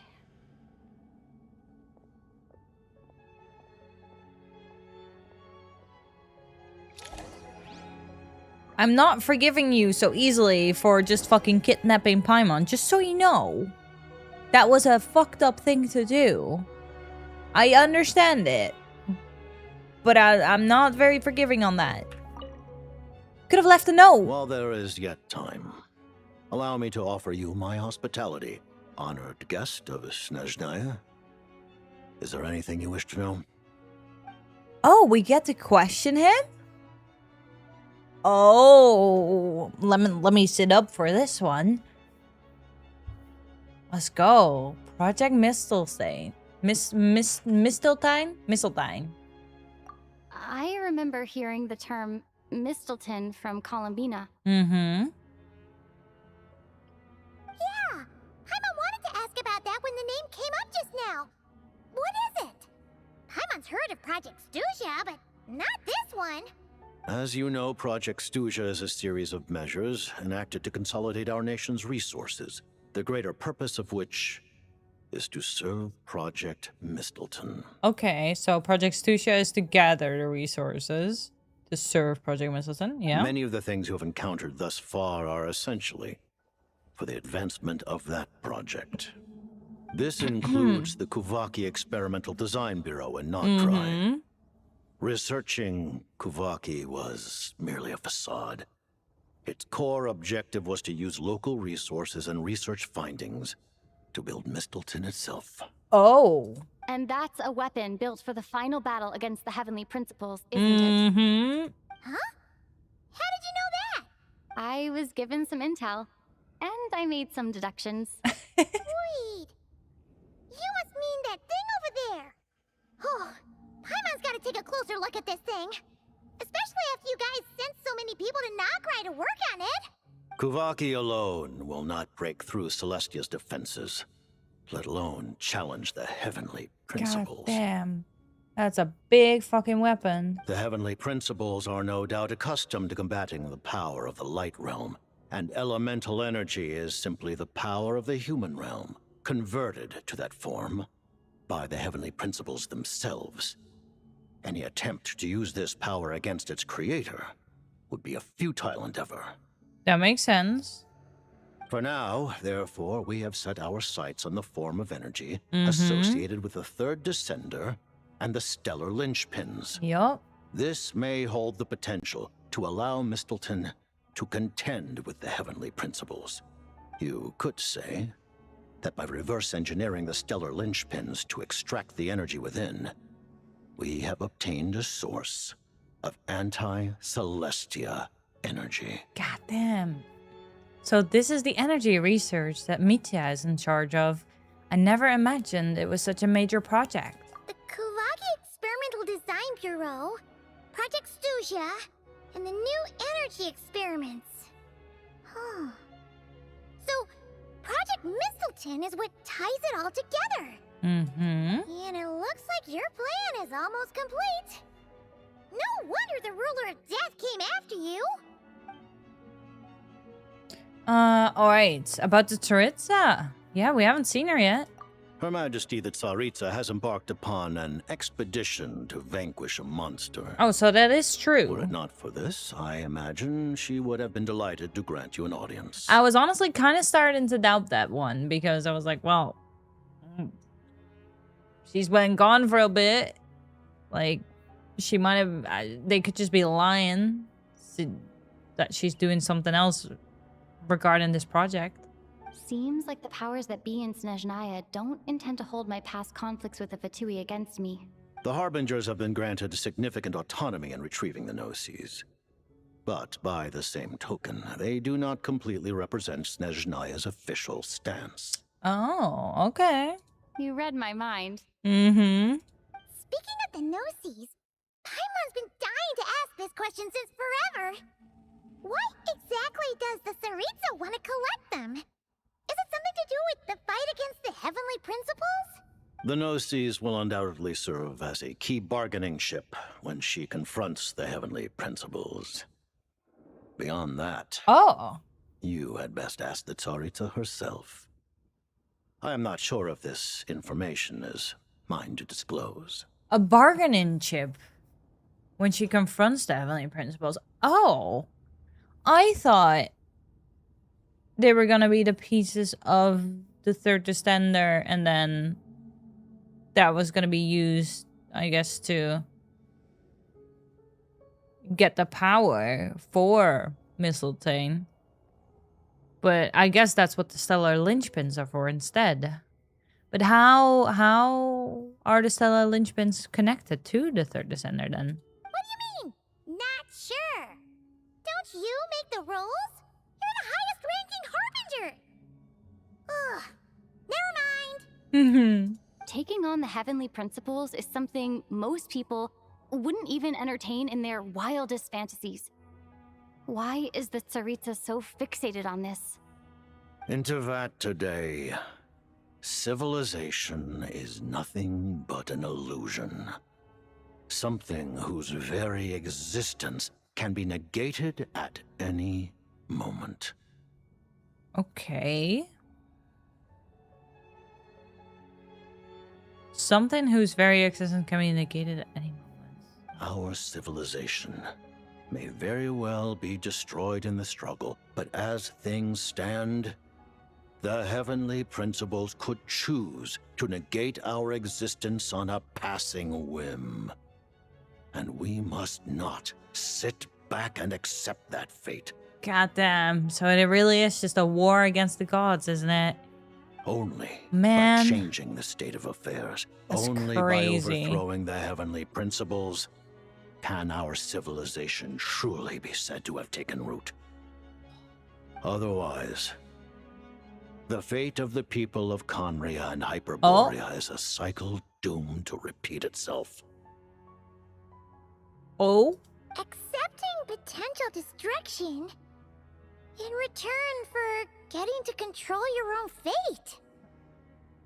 Cycle that's bound to repeat itself. Furthermore, perhaps this is still somewhat difficult for you to understand.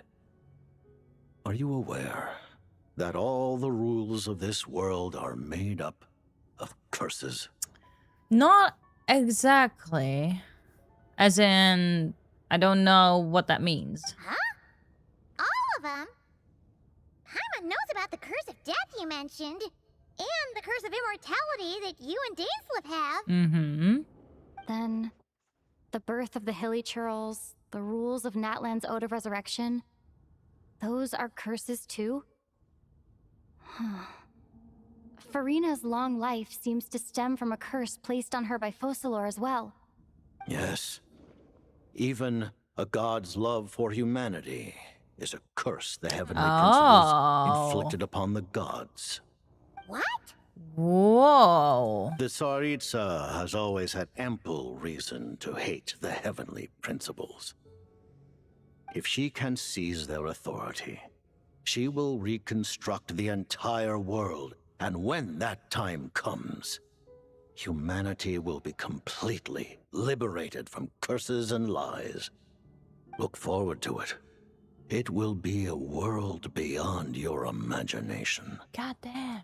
Though the ordinary people of SNEZHNAYA may not understand these details, in this frigid land locked in a ceaseless struggle against the environment, in this nation to which the gods have never shown favor, we all believe that standing in solidarity with the Tsaritsa in our shared struggle will surely usher in a new and better world. God damn. All right, last question about your relationship with Paimon. Paimon really doesn't remember. He's basically a stranger. You gotta believe Paimon. Oh my god, stranger danger. Relax, you're freaking out over nothing. Allow me to explain. The reason Paimon reacted to the anti-Celestia energy developed by the Armory Palace is because she comes from Celestia herself. More specifically, she is one of its creations. That is one of the biggest lore drops in this quest. What the fuck? Why? Why was she created? And how does she have, like, no power and no authority? Paimon? A creation of Celestia? Oh, right. I was blinded by anger earlier, but thinking back on it, Renova also said that Paimon is a creation of Celestia, but she lacks Celestia's power or authority. As you know, the lunar fragments in Nodcry were pulled down from the sky using Fatui technology. Yeah. But the first application of this technology was in Conria over 500 years ago. I used this technology upon the heavens, and the response I received was none other than Paimon descending from Celestia. What? Paimon was pulled from Celestia by technology? In Conria? I presented her to the Vinster King, but he took no interest in this gift, nor did it satisfy him. What? Paimon then took up temporary residence in my palace until, of course, the arrival of the Cataclysm. Wait, Paimon's a little confused. You're talking about things that happened in Conria 500 years ago. You're saying Paimon was there for that? That means Paimon's at least 500 years old. But how does she end up here? Paimon doesn't remember with any us? of that. Falling from the sky? Being given away as a gift? None of it. Having lived through the Cataclysm, perhaps you too were burdened with some manner of curse. I guess. Although, losing your memories would indeed be the smallest price I've ever seen paid. But it's not just her memories from Conria. Paimon doesn't even know how she spent the last 500 years. She only has memories from the past few years. No matter how hard she tries to remember. Ah. What was Paimon like back in Conria? Did she know a whole lot because she came from Celestia? Was she super smart? Unfortunately, when you arrived in Conria, your consciousness was like that of a newborn infant. None could say what kind of being you once were in Celestia. Oh. During the time you lived in Conria, your personality was no different from how it is now. What? No surprise the Finster King wasn't exactly taken by your charm. At least it sounds like you were able to fly under the radar. Aw, man! Paimon's plan to get her memories back and become super smart is long before it could even start. That's just too bad, huh? You know, even though Paimon lost her memories, she still feels weirdly close to you for some reason. That must mean you took pretty good care of Paimon back then, huh? On the contrary. Oh! I completely ignored your existence. I was entirely focused on my struggle against Troptatir the Wise. How could you? Isn't she the freaking cutest? But now, as I see it, It is as if you are the only sane thing that survived that era of insanity. And thus, are worthy of protection. Noted. Man, Paimon's gotta stop projecting friendship on everyone she meets. You can be friends now. But, Traveler? Even though you know Paimon's some creation of Celestia now, you still want her, right? Of course. You're not going to abandon her? Yeah, you're still Paimon to me, Paimon, as long as you're not the heavenly... Oh, I don't like that. I don't like that at all. As long as you're not the heavenly principles, we're good. I don't like that one bit. We're just gonna ignore that. That line never existed. You're still Paimon to me. Oh, phew. That's a relief. Paimon's just learning about this too. She's barely even processed it. Alright. I think that is it for now. I don't have any more questions, so let's talk about what's next. I am gonna go to the toilet real freaking quick because we're in to this stream for like 3.5 hours already, and I haven't taken one break, and I just realized I do really need the toilet pretty badly. So we're gonna take a really quick break, and then they can continue yapping. Okay, I'll be like right back. Just real quick. Okay. Yes. All right. See you soon.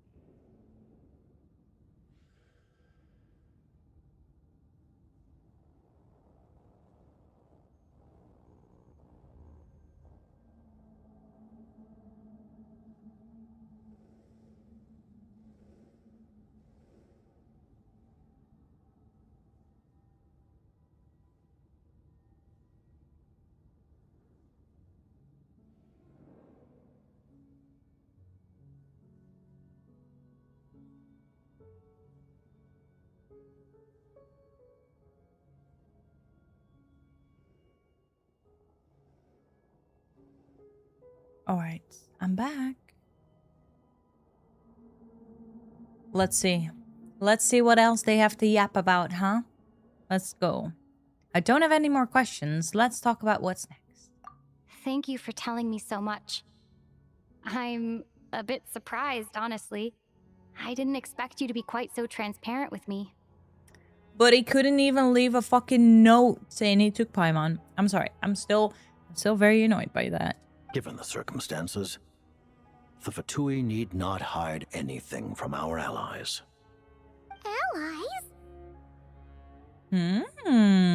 To advance Project Mistleton, we must first resolve our issue with the ruler of death. And if I presume correctly, you have no intention of letting her actions go unpunished either. That do is you? not an incorrect assumption. No. That's right. Ever since she said she intends to reclaim Paimon when we next meet, I figured reconciliation was out of the question. True. Yeah, fuck that. She cannot have Paimon ever. It's kind of a case where it's like the enemy of my enemy is my friend, huh? Against an opponent of this caliber, deliberating over our allegiances would waste time we do not have. We must join forces unreservedly with whomever we can, if we are to stand anything like a fighting chance. Oh, he's so cool. You're going to challenge the ruler of death? Just for Paimon? but Paimon's only... No buts. I won't back down when it comes to you, Paimon. Thank you. Aww. Thank you. Oh, gee. Now Paimon doesn't even know what to say. Anyway, Paimon's super touched. The Tsaritsa will return in triumph in short order, and the Fatui shall hold internal discussions regarding the enemy. The time for us to meet again will come very soon. They keep saying that. They keep saying that Tsaritsa will return in triumph in short order. And I'm like, are you sure about that? Because it's been a while. Got it. Thanks for your help with Paimon. I'll be sure to look after her for you. There was just one other thing. Well, it's just a request, really. Paimon really wants to see what this Mistelton thingy you're gonna use against the Heavenly Principles looks like. Huh. Of course, Paimon knows it's top secret and stuff, but she just had to ask. It's okay if the answer's no. Certainly you may. Huh. Oh, for real? Actually, maybe it's best not to. What if her Nova suddenly pops up again? Aw. She might take this chance to... While the technology is not yet fully developed, it has nevertheless reached the stage where Celestia's creations are unable to damage it. Oh, nice. In that regard, you may rest assured. Very nice. Oh. Wow. No wonder Paimon felt so out of sorts recently, even though it was super far away. Alright then. Paimon's ready to take a sneaky peek at this top secret super weapon. What's it gonna be? What's it gonna look like? Huh.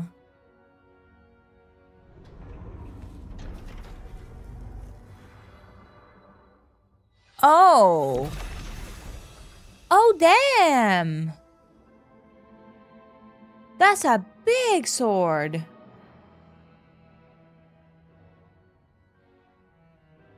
Whoa.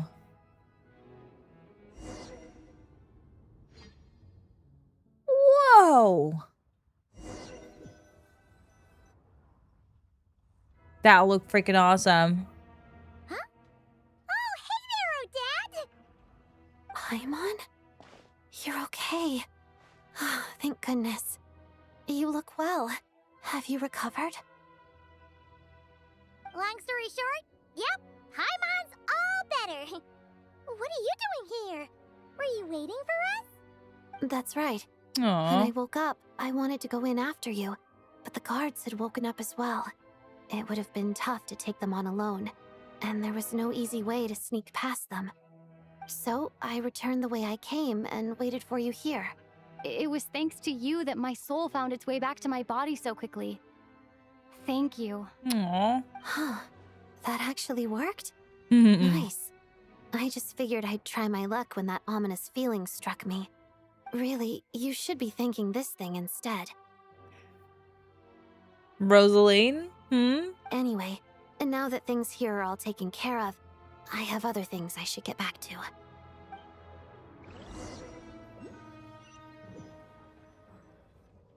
God damn. Ah, Director Chuganov, you're back. Oh, We just Chud. received notice that Project Stuzha has been suspended, so we've convened an emergency meeting. This is the preliminary plan. In addition to expanding production capacity, we've also discussed feasible layoff plans to optimize revenue and expenditure structure. Oh, God. Our calculations indicate that the factory's profits will increase by at least 30%.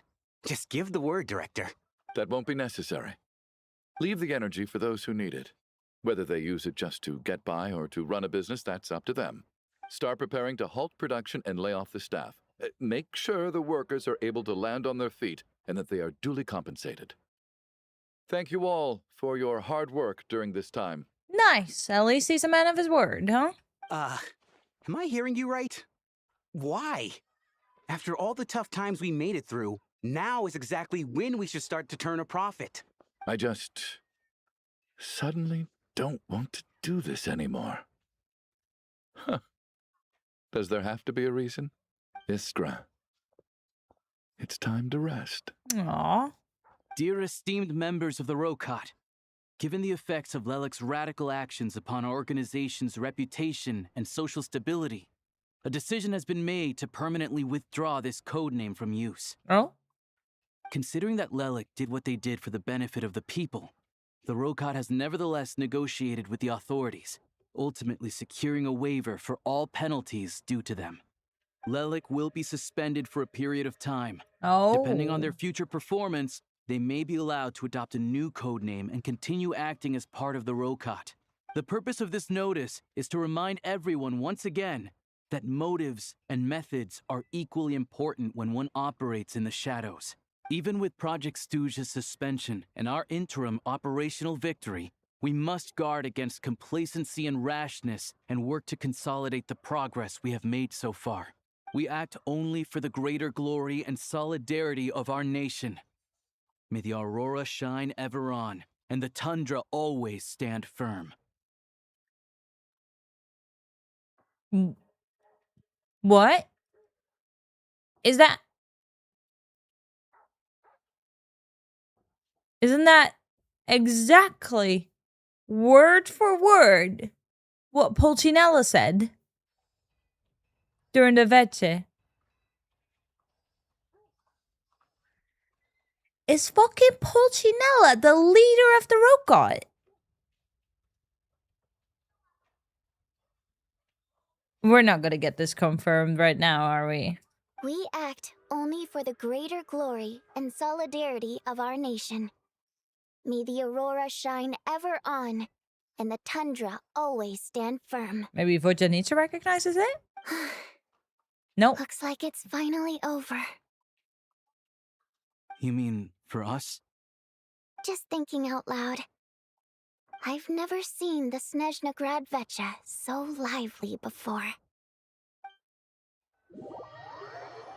Or is just I never once thought I'd come here. But I understand everything now. Oh, Rosalie. shit. Is it just a saying that's being used in SNEZHNAYA? I mean, yeah, it could, but I was just saying earlier as well. In storytelling like this, a hint like that, it's kind of gotta have to mean something, right? Oh, shit. Okay, well, here we go. Oh, the Frost Fairy flowers. Oh, no. Oh, God. Okay, well, let's go to Signora's tomb. Oh. Hi.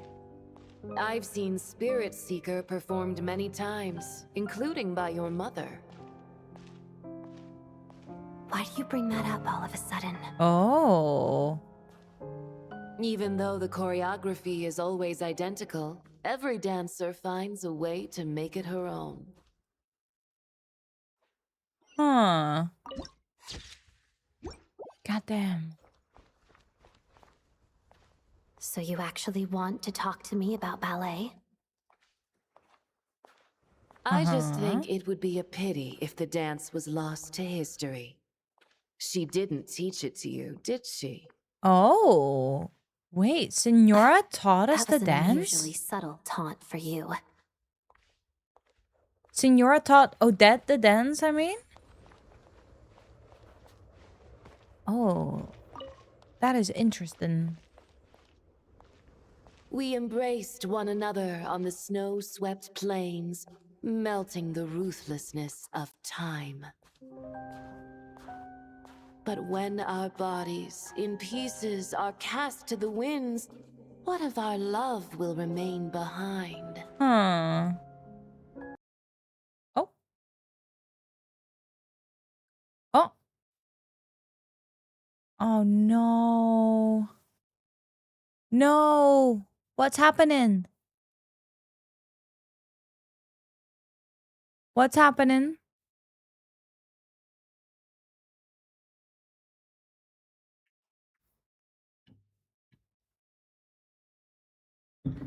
Oh no, no, no, no. What is happening? Am I still alive? Oh no. I am still alive? Oh. Oh! Oh! Oh god. Everything's crashing. Give me a second. Okay. Model froze. Genshin froze. Okay, we gotta...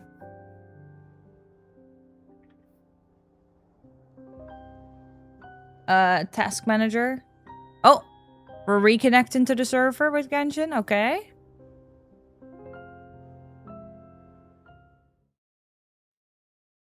My model is moving, technically, but... Oh! I'm moving. Where's my task manager?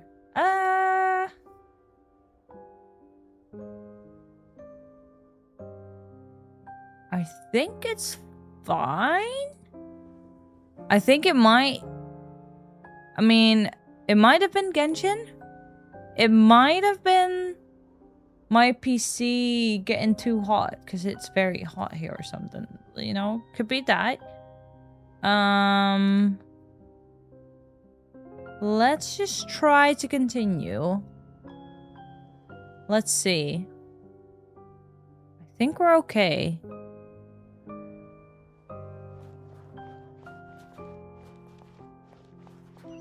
I think so. Seems to be. Alright. I thought the internet died again. I would have been real fucking pissed. But we're here. Oh, we're here at the start again. Okay. We do have to go through that again. That's alright. We can deal with that. There's no...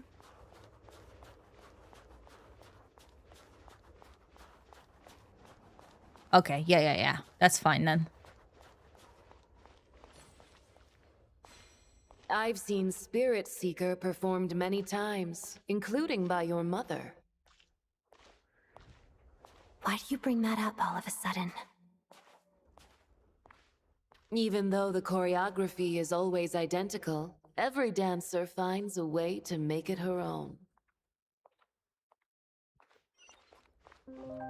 Mm-hmm. So you actually want to talk to me about ballet? I just think it would be a pity if the dance was lost to history. She didn't teach it to you, did she? That was an unusually subtle taunt for you.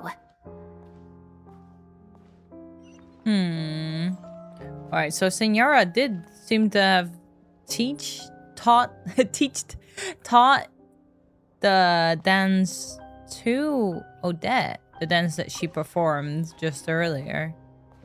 We embraced one another on the snow-swept plains, melting the ruthlessness of time. But when our bodies in pieces are cast to the winds, what of our love will remain behind?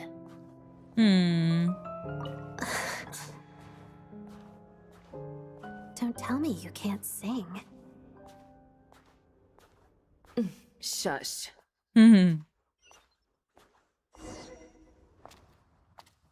Oh?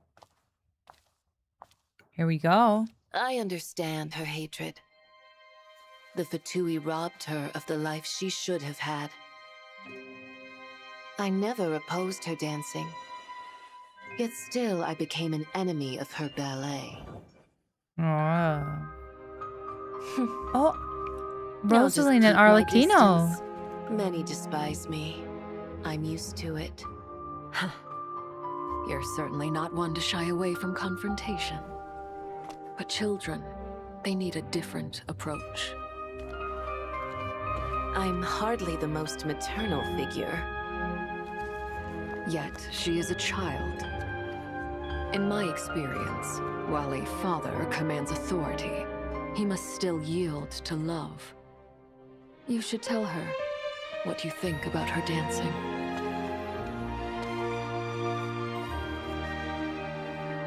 Odette will soon take the stage at the Koralyevsky Theater. This could be your chance. Oh no. Geonosis secured. It went smoothly. Oh no. I'll be there. Have them send me an invitation. Oh. Sadly, things didn't work out. Oh, she never Her got. final words are inside that block of ice. This? Aren't these for monitoring her subordinates? Not yours. This one isn't her witch's flame. Oh. But my two worlds' flames. Oh. The two worlds' flames can burn away memories. It was my parting gift to Rosaline.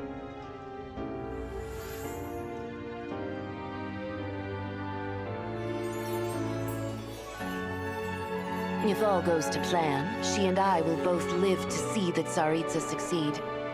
I believe she'll find peace. But if anything happens to me, she needn't follow in my footsteps. The cryo energy will fade away in time. Then the two worlds' flames will burn away all memories of the Fatui. Oh. She'll be free to dance. She deserves this. Oh. I will handle the aftermath. The choice is yours, child.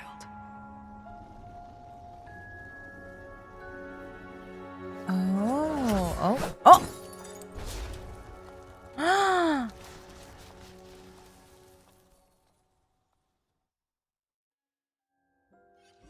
Oh shit. Fresh air at last! Paimon's head isn't spinning anymore, and the fever's all gone. Paimon's finally free to play again! I wasn't ready to continue just yet there. Jesus. So, Rosaline wanted to come back. Watch the performance of the dance that Rosaline taught her. But she was never able to. But she did leave... She did leave Odette. Did she leave Odette the letter, or was that Arlecchino? And then Arlecchino left her the flame where she could make the choice not to basically not to be with the Fatui. But she decided against it. She didn't use the flame to destroy her memories of the Fatui. Huh. That was very... I feel like that was a little bit of a weird spot to put it in the quest at this moment here.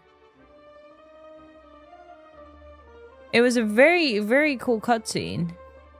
I'm very interested to learn what actually was Rosaline's thoughts about Odette and what her plan was here, but that was unexpected for sure. All right, let's see what else we got left here. It's nice to finally know where Paimon came from, too. It did make Paimon a little nervous at first, but it's such a relief now. Like, who cares if Paimon's a creation of Celestia? She's probably not anyone that important. Probably just the fairy of food and fun or something. Well, stop saying it like that. I don't like that at all. And like you said, this doesn't have to change anything between us. You're not gonna just... Hey, hurry up! Why are you walking so slowly? You've spent the last few days lying in bed and stuffing your face. I didn't think you'd be able to fly this fast. Says who? Paimon's as agile as ever. They don't call her White Floaty for nothing.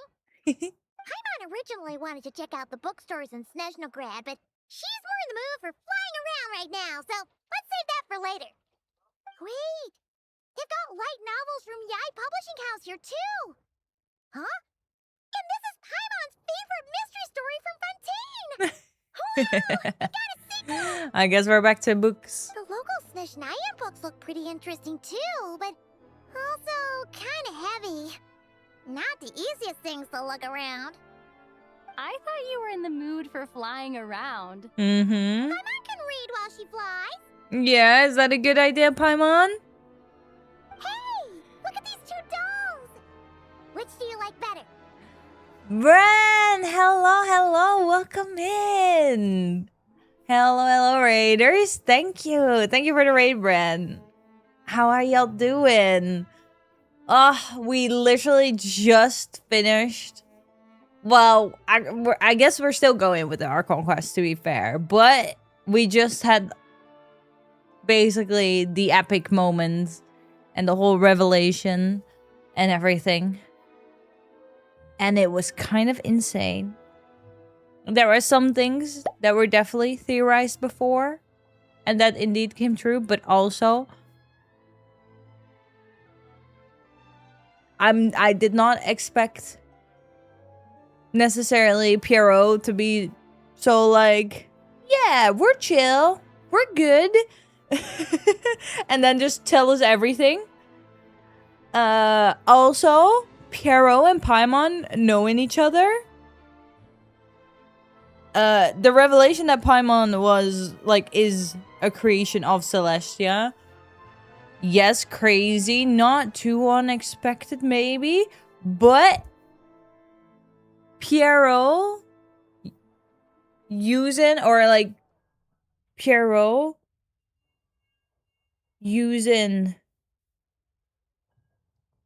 Conria technology to pull Paimon from Celestia.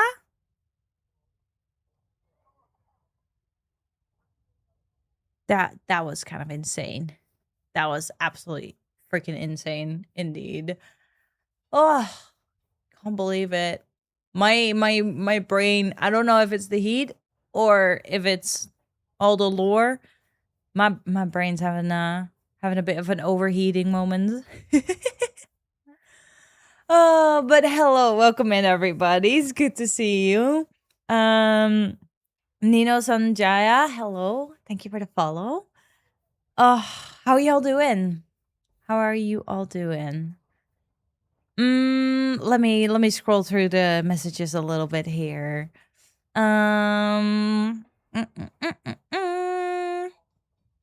Let's see. We got Chrissy, Princess, Otaku-san, Jinx, Kenny. Well, Kenny was already here.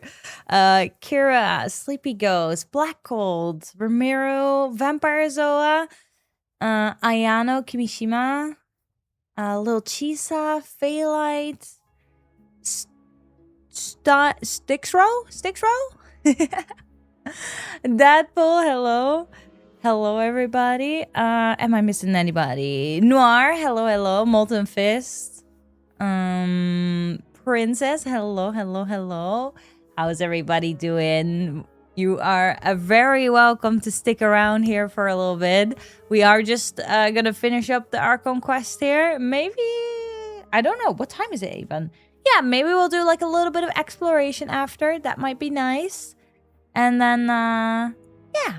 Just kind of gather our thoughts. I would love to hear, after I finish like the whole Archon quest, I would love to hear what you guys thought about it as well. And we can talk, chat a little bit about it, you know? That would be nice. Deadpool, thank you for the gifted sub to Princess. Thank you. I'm doing pretty good. I'm so happy to be doing this quest, to be in SNEZHNAYA. I got a great sleep last night, so also very happy about that. So my brain can actually process all this information pretty well, you know. I'm pretty proud of myself. I got some things right. Yesterday I kind of did the Archon quest over 3 days. And yesterday I was doing the opera quest, like the murder mystery there. And I was like, when we first needed to choose who we suspected to be like the dead person, I was like, well, it can either be Tonya or Mr. Schramm, the mercenary guy. One of those. And I picked Tonya, and then the traveler was like, no, it's not Tonya. And I was like, I mean, I guess maybe other people know her. I don't know. But we don't know if this is actually Tonya, you know? But yeah, so I picked Tonya first. And then in the end, it did actually come out that Tonya was, in fact, also a ghost. So pretty proud of that one, that I realized that. No, I've been very much enjoying I mean, obviously the quest itself, all the introductions of the new characters, all the little plot twists and everything. Freaking Renova being Alyosha. I did not expect that one. I did point out that Alyosha was like very quiet, but I did not expect him to be Renova. When we had to choose who we thought was like Renova, I was kind of like, I don't fucking know. Like the only person that I've like suspected was Alyosha, and I mean Chud. I keep calling him Chud. It was like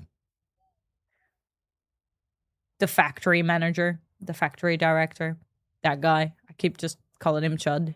But yeah, I was like, I mean, he's the only one nobody likes here, but I don't think it's him.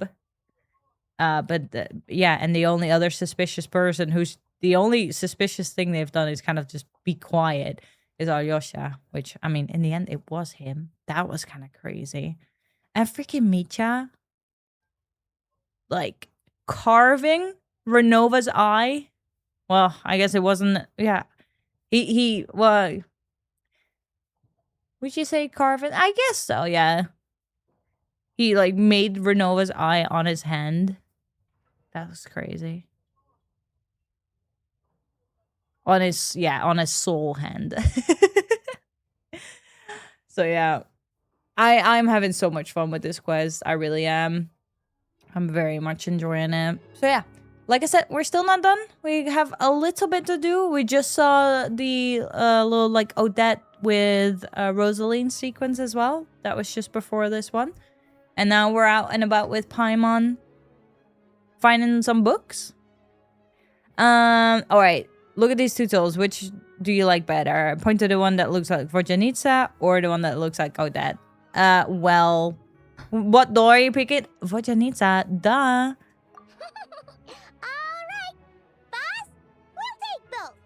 Paimon will have the other one.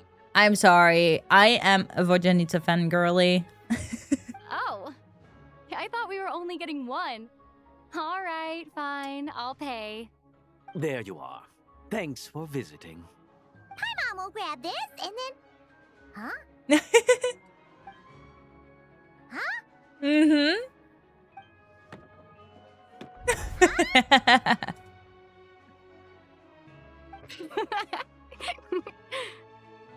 How many layers does this thing have? And what are you laughing at?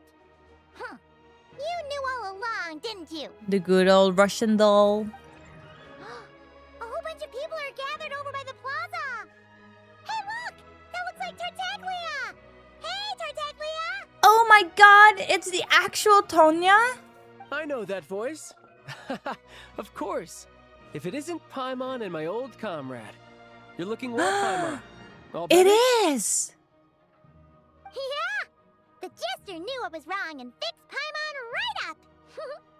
Thanks for sending someone to keep Paimon safe, too. Oh, yeah. About that. That was kind of embarrassing. Who could have known that our director would go looking for you in person? So sorry for the misunderstanding. I'm still very pissed off that Piero didn't bother to leave us a note being like, hey, sorry, I'm just taking Paimon to cure her. You know, he could have just left the fucking note, man. Really wouldn't have been that hard. We didn't have to beat up all those people trying to get into the Armory Palace. I'm sorry, but that's a plot hole in my opinion. Oh, right. Let me introduce you. This is my little sister, Tonya. Yeah, Tonya! Aww. Hello, Tonya! Hello. Firstly, I'm really sorry about my brother. Sounds like he's caused you no end of trouble. Hey now, why'd you have to start with that? Not that it isn't true, of course. So she's the real Tonya. She said you two didn't manage to meet up at the theater. She waited ages for me, and when I didn't show, she got a little worried and went outside. Oh my god. Jesus. Thank God Tonya was spared all that shit. Paimon went with him willingly though. No, she didn't. She didn't. She was sleeping. Piero came in, took her to the Armory Palace, and she woke up in the Armory Palace. She wasn't taken willingly. Otherwise, of course, the guards wouldn't be so worried. Like, the guards would have just been like, oh yeah, Piero came to pick up Paimon, and Paimon, like, was happy to go with him. So, I think it's fine. No, he took her while she was sleeping.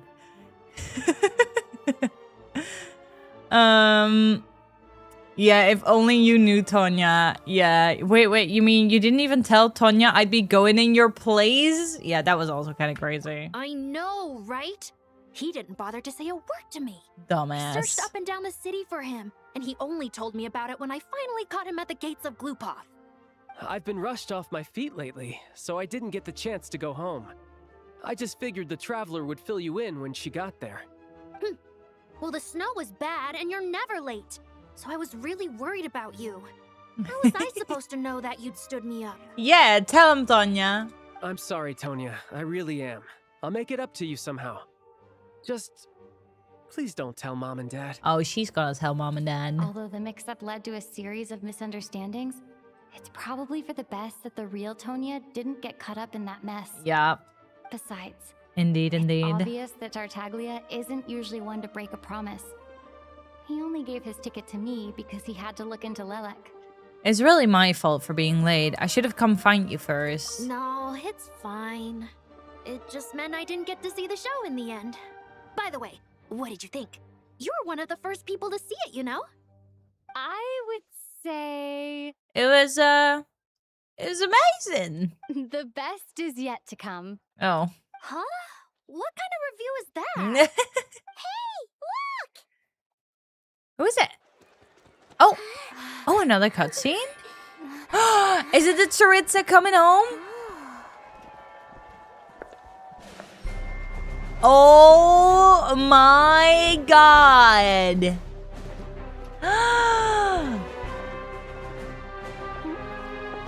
Oh my god.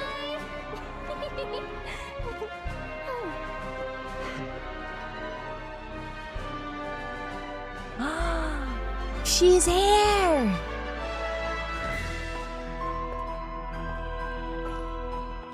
Holy shit.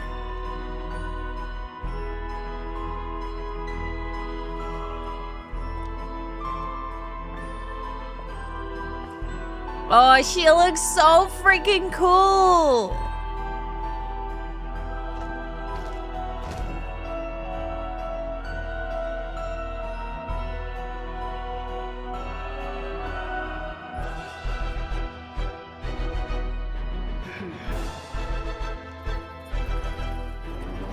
Ooh.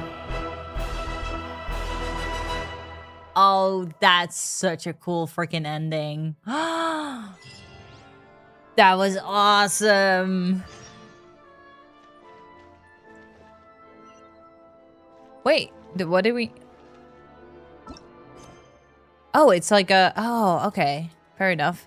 No, I was like, wait, what is that? God damn. And we can't even go meet her. Indeed. What the hell? I honestly...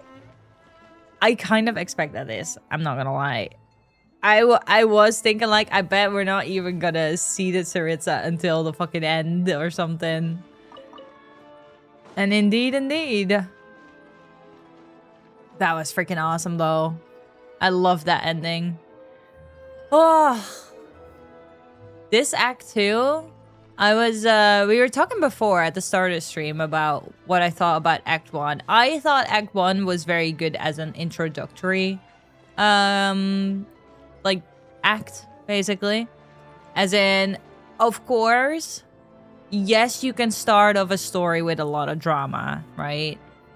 And there was definitely some moments I was like, oh my god, what's happening? But nothing too crazy. It was definitely a kind of like, oh, introducing the story, the characters, the new mechanics and everything like that. And nothing, like, we weren't like thrown into the story right away. It was very much explaining what was going on in SNEZHNAYA with Project SNEZHNAYA and everything. Yeah, showing us the characters, stuff like that. And then Act 2 was really the part where we got into the story, which, like I said, I think for me, yes, I do like a bit of dramatics. I'm not gonna lie. I do like a bit of dramatics, but not every story has to start with dramatics, right? So I think this was I like the introduction. I think it explained everything very well. I like that we got shown the kind of like the Eye of Grey and the Shadow Realm and stuff, but only for like just a short time, you know? Like, it was only to introduce the mechanics. It wasn't like, okay, like, you have to go through this whole process. No, it was just, here, this is what's new, and let's continue with the story. I really did think that the Eye of Grey was gonna come in more into the story, I guess.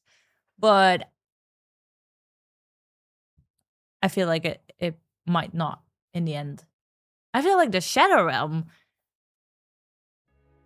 would have been a bigger part of the story, but at least not yet.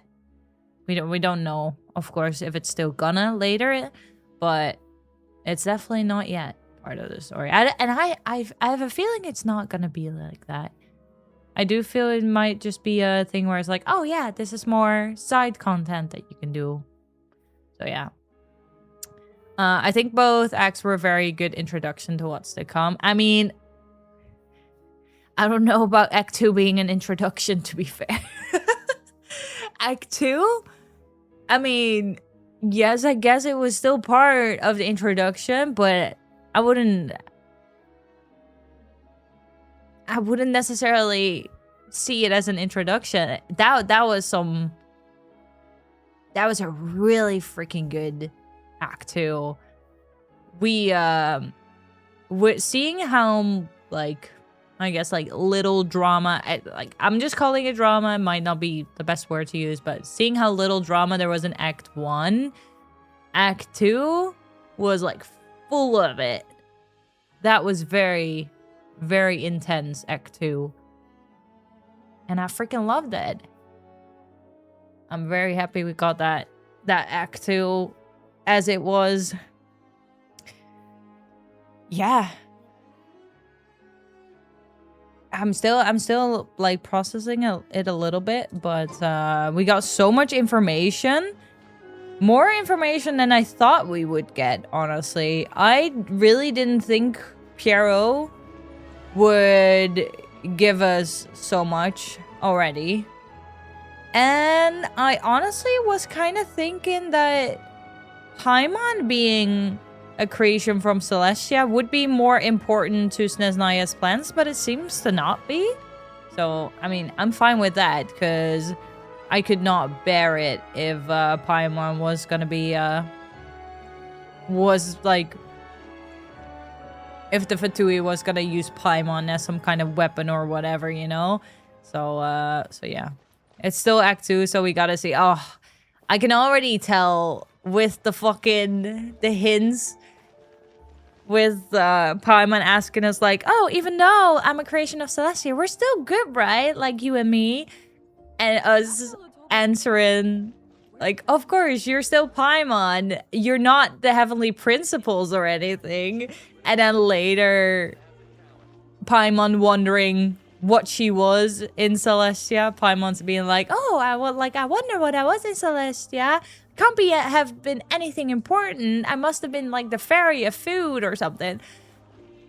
I'm not very comfortable with the with discussing that.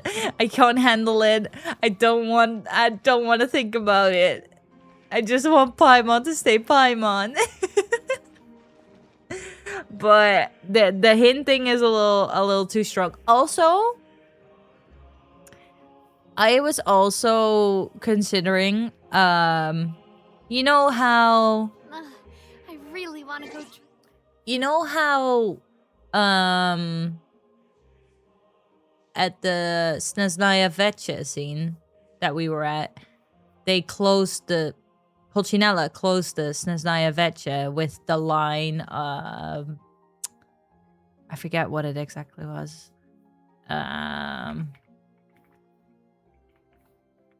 It's something like the tundra always exists. Something like that. The aurora shines ever bright and the tundra always exists. Something like that. Yeah. I know it can just be a SNEZHNAYA saying, okay? I know it can just be like something that's often said here. But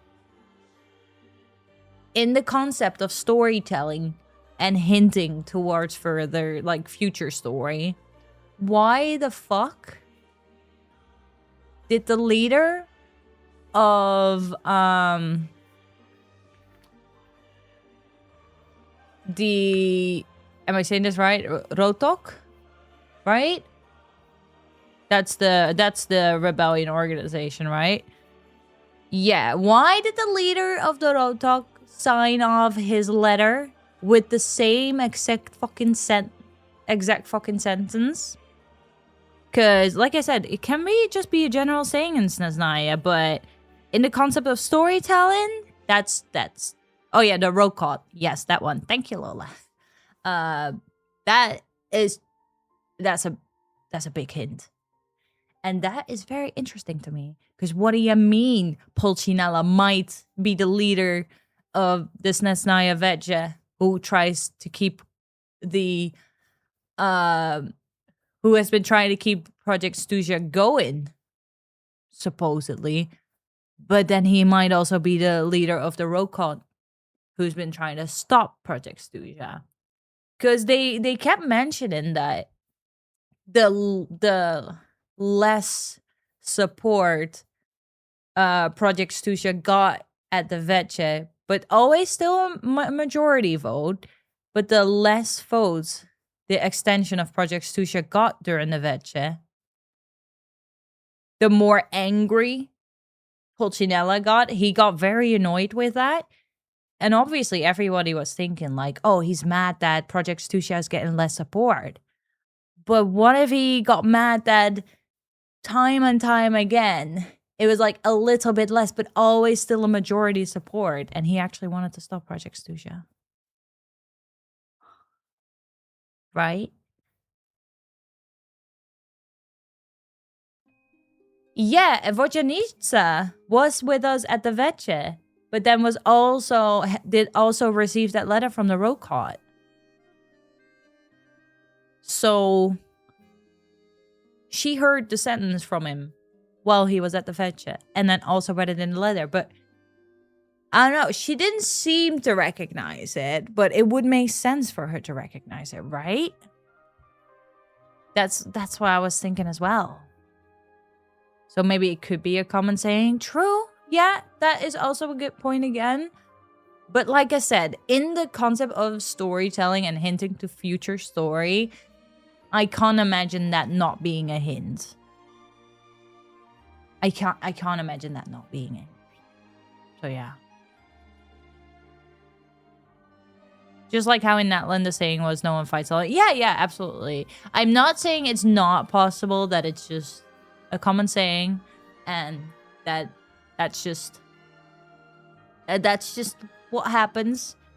But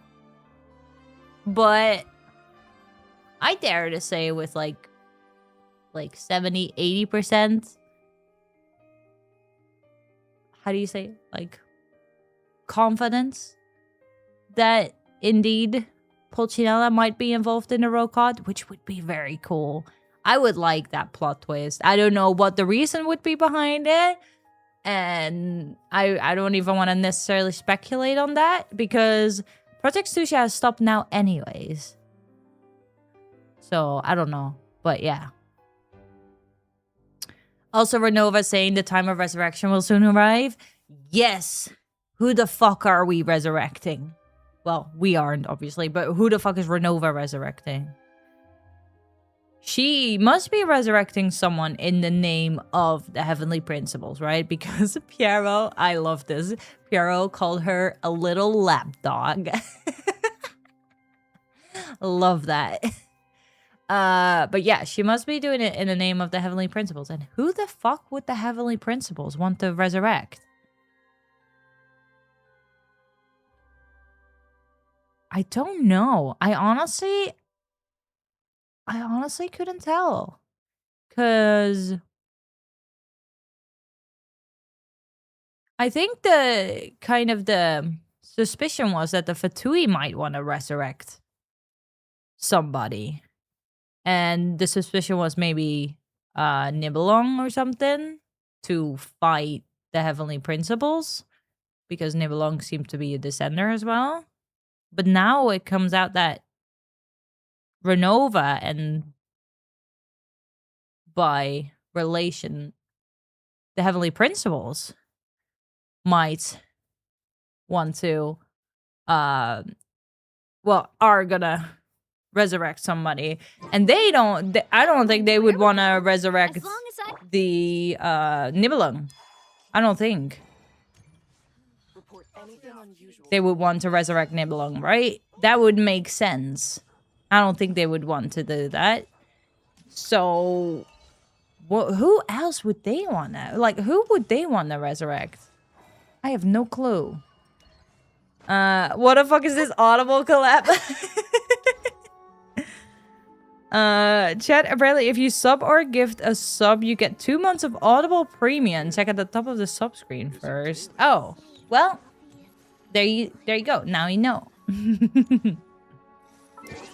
I thought you were just like joking. I thought I was yapping too much and you thought I was like reading a book. I thought that's what you meant. I was like, well, let me yap. I don't yap that much normally. Kettle, thank you for the raid. Hello, everybody. Oh my god, am I gonna have to do the whole yap session again? No, hello, welcome in, raiders. Thank you, Kettle. Thank you so much. I didn't even give Bran a shout out. Oh, thank you, Red, for the gifted subs. Thank you. But you know what? I feel like everybody who watches me knows of Bran anyways. I think. But we are gonna give Kettle a little shout out here. If the shout out works, of course. Sometimes it won't. I think today is one of those days. Anyways, Kettle is a dear friend of us, of me, of Bran and me, and she also plays Genshin a lot. So And she makes very, very fun shorts. I love watching Kettle's shorts about Genshin. So yeah, if you do want to give her a little follow, go do that. Oh my god, let me scroll back. There's now so many people here. Let me see. The Kettle principles reign. Oh no. Are we gonna have to fight Kettle now? Is that gonna be a thing? When we see each other in real life, are we gonna have to fight you? Let's see here. Best Archon quest ever. It was really freaking good, right? It really was. Especially for an Act 2. Getting these many cutscenes and getting this much information in an Act 2 of a Archon quest, that's kind of insane, isn't it? It really was. I'm so excited to see more. And we didn't even actually get to meet the Tsaritsa, which I'm not too mad about, because I